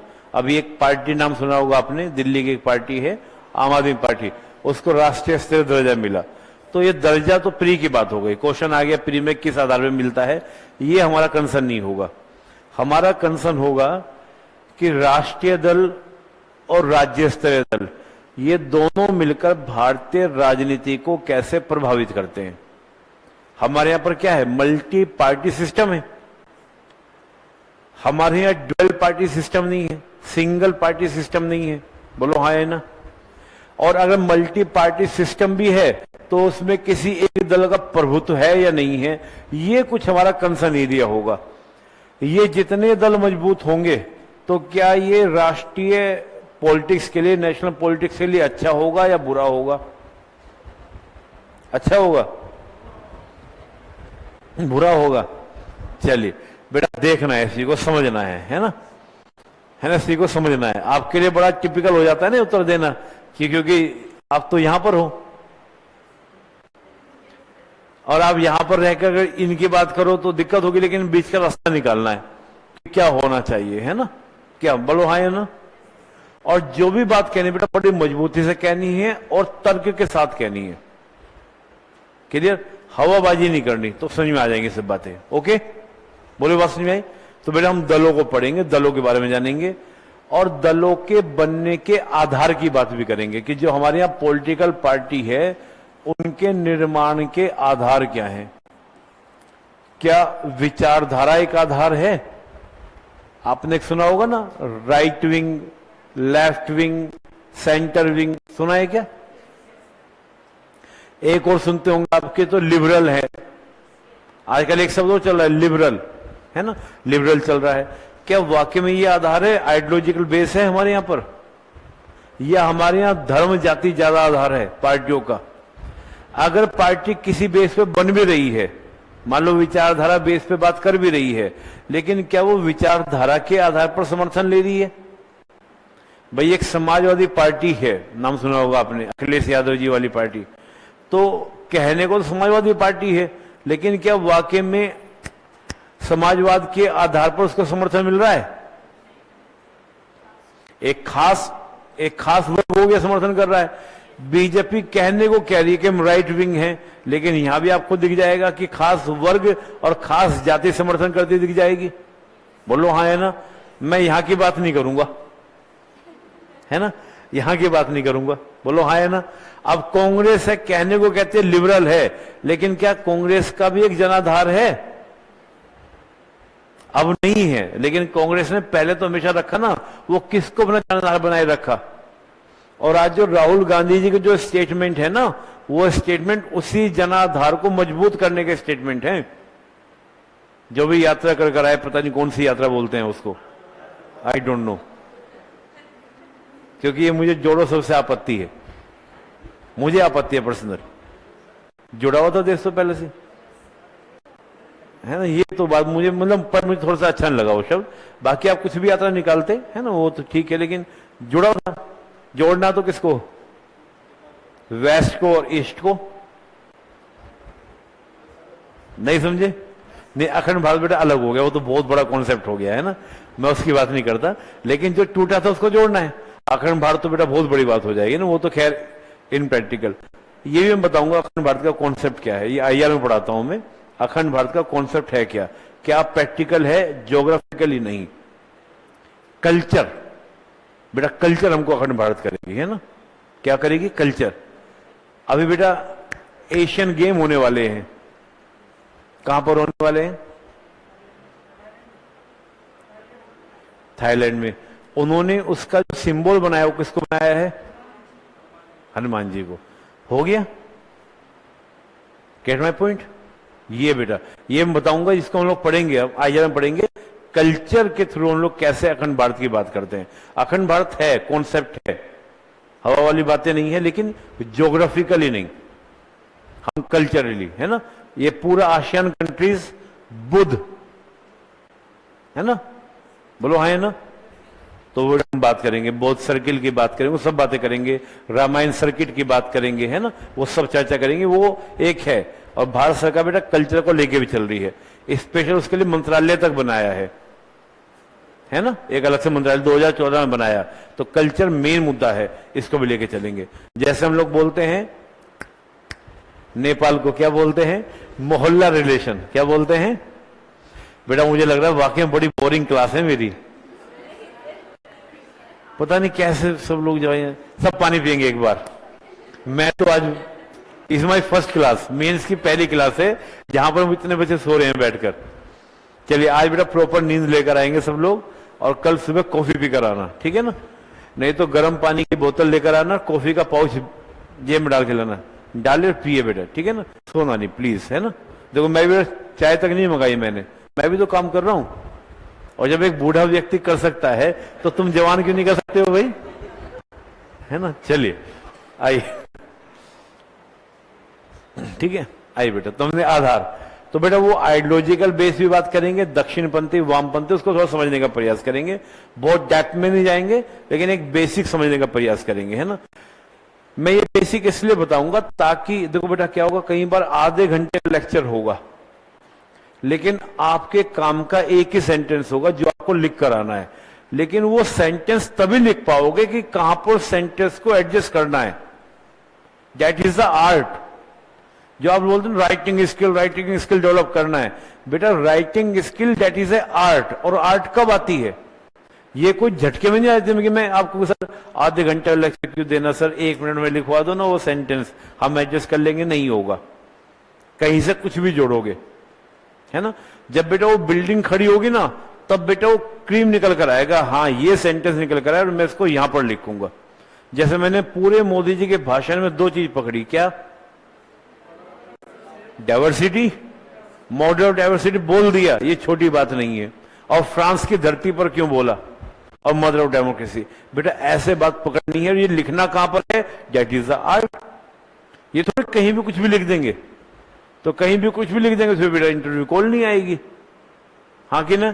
और इंटरव्यू कॉल आ भी गई, मान लो इंटरव्यूअर को पसंद नहीं आए, हम वजह हो सकती है हमने उनके सामने फांसी ले दी, मान लो हम नहीं रोक पाए, हो सकता है ना उनके सामने तो बेटा वो लेंगे क्या?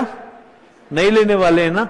अब इंटरव्यू में नंबर कम रह गए, मेंस में नंबर कम रह गए, फिर अगली बार फिर प्री देना है, और दोबारा प्री निकले इसके कोई गारंटी नहीं है, हाँ कि नहीं। ये एग्जाम तो ऐसे ही है। तो बेटा लगा है मौका तो निकाल देना है। मेंस हमारे हाथ में होता है। हालांकि मैं इंटरव्यू की तैयारी हम लोग कई साल से करा रहे हैं, मौका लेता हूं।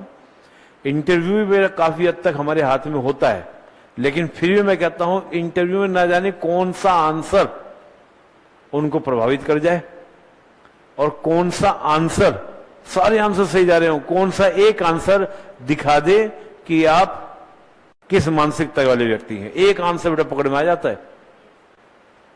आपने जैसे ही कह दिया एकदम यूसीसी लागू होना ही चाहिए, समझ में आ गया, एकदम से एकदम हिंदूवादी व्यक्ति है, एकदम दक्षिणपंथी पार्टी वाले लोग हैं, एकदम जय श्री राम टाइप के लोग हैं। मैं जय श्री राम, मैं भी भाई भगवान राम को सबको मानता हूं, मैं उसकी बात नहीं कर रहा हूं, लेकिन एक बात दिख जाता है बेटा, है ना, थोड़ा सा कह रहे ना रैशनल रहना है, इमोशनल नहीं होना, क्लियर ना। तो बेटा बहुत सावधानी से इंटरव्यू, बेटा बहुत सावधानी से जाना है। तो मेरी कोशिश यही होगी कि आपको इंटरव्यू में भी हेल्प मिले इन सब चीजों की, क्योंकि इंटरव्यू बेटा इन्हीं टॉपिक पे होता है। इंटरव्यू या तो आपके ऊपर होगा या जो प्रेजेंट है मुद्दे चल रहे हैं उन पर होगा। अब मान लो सीमा हैदर पे क्वेश्चन आएगा तो ये थोड़ी पूछेगा कौन सा गेम खेलते दोनों, अब ये थोड़ी ना पूछेगा बोर्ड, आपसे पूछेगा क्या बताओ, नहीं पूछेगा ना, मुझे पता नहीं पूछेगा, आपसे पूछेगा बताओ ये इतने दिन हो गए मणिपुर का मुद्दा सोल्व क्यों नहीं हो रहा, और तुम वहां पर एसडीएम होते तो क्या करते, तो उत्तर हो ना सर मैं एसडीएम होता। अब तुम कहते सर जो वर्तमान एसडीएम है वो कुछ नहीं कर रहे क्या,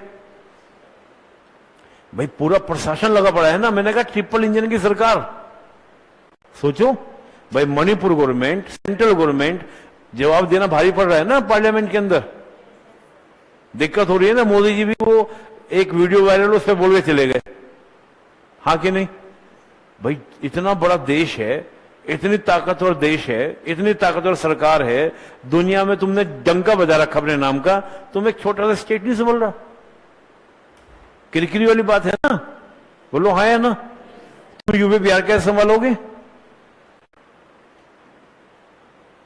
क्लियर, ये वाली बात है बेटा। चलिए तो बेटा आपके आधार उन सब जो बेटा समझना। अगला टॉपिक इसमें बेटा सिलेबस को मैं क्या कर रहा हूं, डिकोड कर रहा हूं, इसको हम बोलते हैं डिकोडिंग ऑफ द सिलेबस, है ना। थोड़ा सा बेटा आपको दिमाग में रहे कि हमको क्या क्या पढ़ने वाला विषय है, ठीक। आगे चलें, इस बेटा हम लोग पढ़ेंगे क्या, निर्वाचन। इससे बेटा आपके यहाँ काफी क्वेश्चन आए निर्वाचन से, इलेक्शन से, इसको बेटा आपको पढ़ना है, इलेक्शंस को, निर्वाचन को। अब भाई निर्वाचन तो पढ़ना है, निर्वाचन आयोग भी हो गया है, निर्वाचन आयोग की पावर्स भी आ गई, वो सब आप पढ़ लेंगे, लेकिन क्वेश्चन बेटा थोड़ा इससे आगे बढ़कर आएगा। क्या आएगा, इलेक्शन संबंधी बेटा जो रिफॉर्म्स की बात हो रही है, सुधार की बात हो रही है, उन सुधारों में बेटा चर्चा करेंगे। और प्लस बेटा क्या है, मुद्दे क्या हैं यहाँ पर, इश्यूज क्या हैं इलेक्शन को लेकर, चाहे वो ईवीएम का मुद्दा हो उस पर भी हम बातें करेंगे, है ना। एक राष्ट्र एक चुनाव की बात है, उसकी बात करेंगे, है ना। अभी बेटा निर्वाचन आयोग की सुप्रीम कोर्ट ने कोई डिसीजन दिया, बोलो हाँ है ना, मुख्य चुनाव आयुक्त और 2 अन्य आयुक्त के बारे में, है ना। यहां भी वो कॉलेजियम सिस्टम की बातें हुई हैं, उनको हम जानेंगे, हम नोटा के बारे में जानेंगे, तो वो सब बेटा बातें यहां पर हम करेंगे। पूरी चर्चा होगी किसके बारे में, निर्वाचन के बारे में, बोलो हाँ है ना। और क्या टॉपिक रहता है आप लोगों का, क्या बेटा, और क्या टॉपिक रहते हैं। हाँ बेटा उनसे क्वेश्चन इतना नहीं आता, बता देंगे उनको भी, थोड़े थोड़े जो मुख्य मुख्य हैं, ईडी वगैरह, ये बेटा प्री के क्वेश्चन हो जाते हैं ना। बेटा जो आपका मेन टॉपिक है जिससे क्वेश्चन वहां से भी खो आपके यहाँ पाते हैं, उसको हम एक शब्द देते हैं पॉलिटिकल डायनामिक्स। क्या बोलते हैं, यानी कि राजनीतिक गत्यात्मकता, पॉलिटिकल डायनामिक्स। इसमें क्या बेटा, कास्ट, रिलीजन, है ना, क्षेत्रवाद, दबाव समूह, है ना, प्रेशर ग्रुप, जैसा आपने किसानों का आंदोलन देखा है ना, देखो उसने बेटा सेंट्रल गवर्नमेंट को झुकने को मजबूर कर दिया 1 साल के अंदर। तो ये क्या पार्लियामेंट की सोवरेंटी के ऊपर क्या नहीं था, क्वेश्चन मार्क है, दैट इज, है ना। ये सब क्या था, पार्लियामेंट की सोवरेंटी के ऊपर क्या था, क्वेश्चन मार्क था। राजनीति का अपराधीकरण,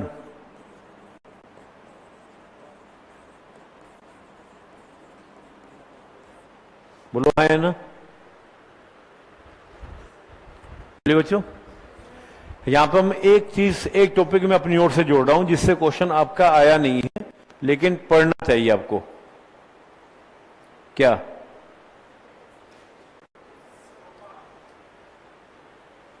क्या टोपा बोल? सुन बेटा, मैं सुन नहीं पा रहा हूं।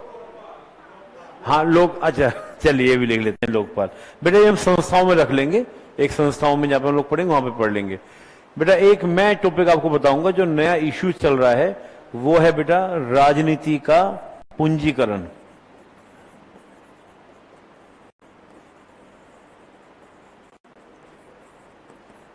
सर ये क्या बोल दिया आपने, है ना? ये चाहोगे तो मैं पढ़ा दूंगा आपको, मैं यूपीएससी में तो पढ़ा ही रहा हूं। हम देखेंगे जितने सांसद हैं लगभग आधे करोड़पति अरबपति बैठे हैं, है ना? अब चुनाव लड़ना, पहले की बात थी चुनाव लड़ लिया, आज चुनाव लड़ने में कितनी चाहिए बेटा पैसा? करोड़ों में कितना?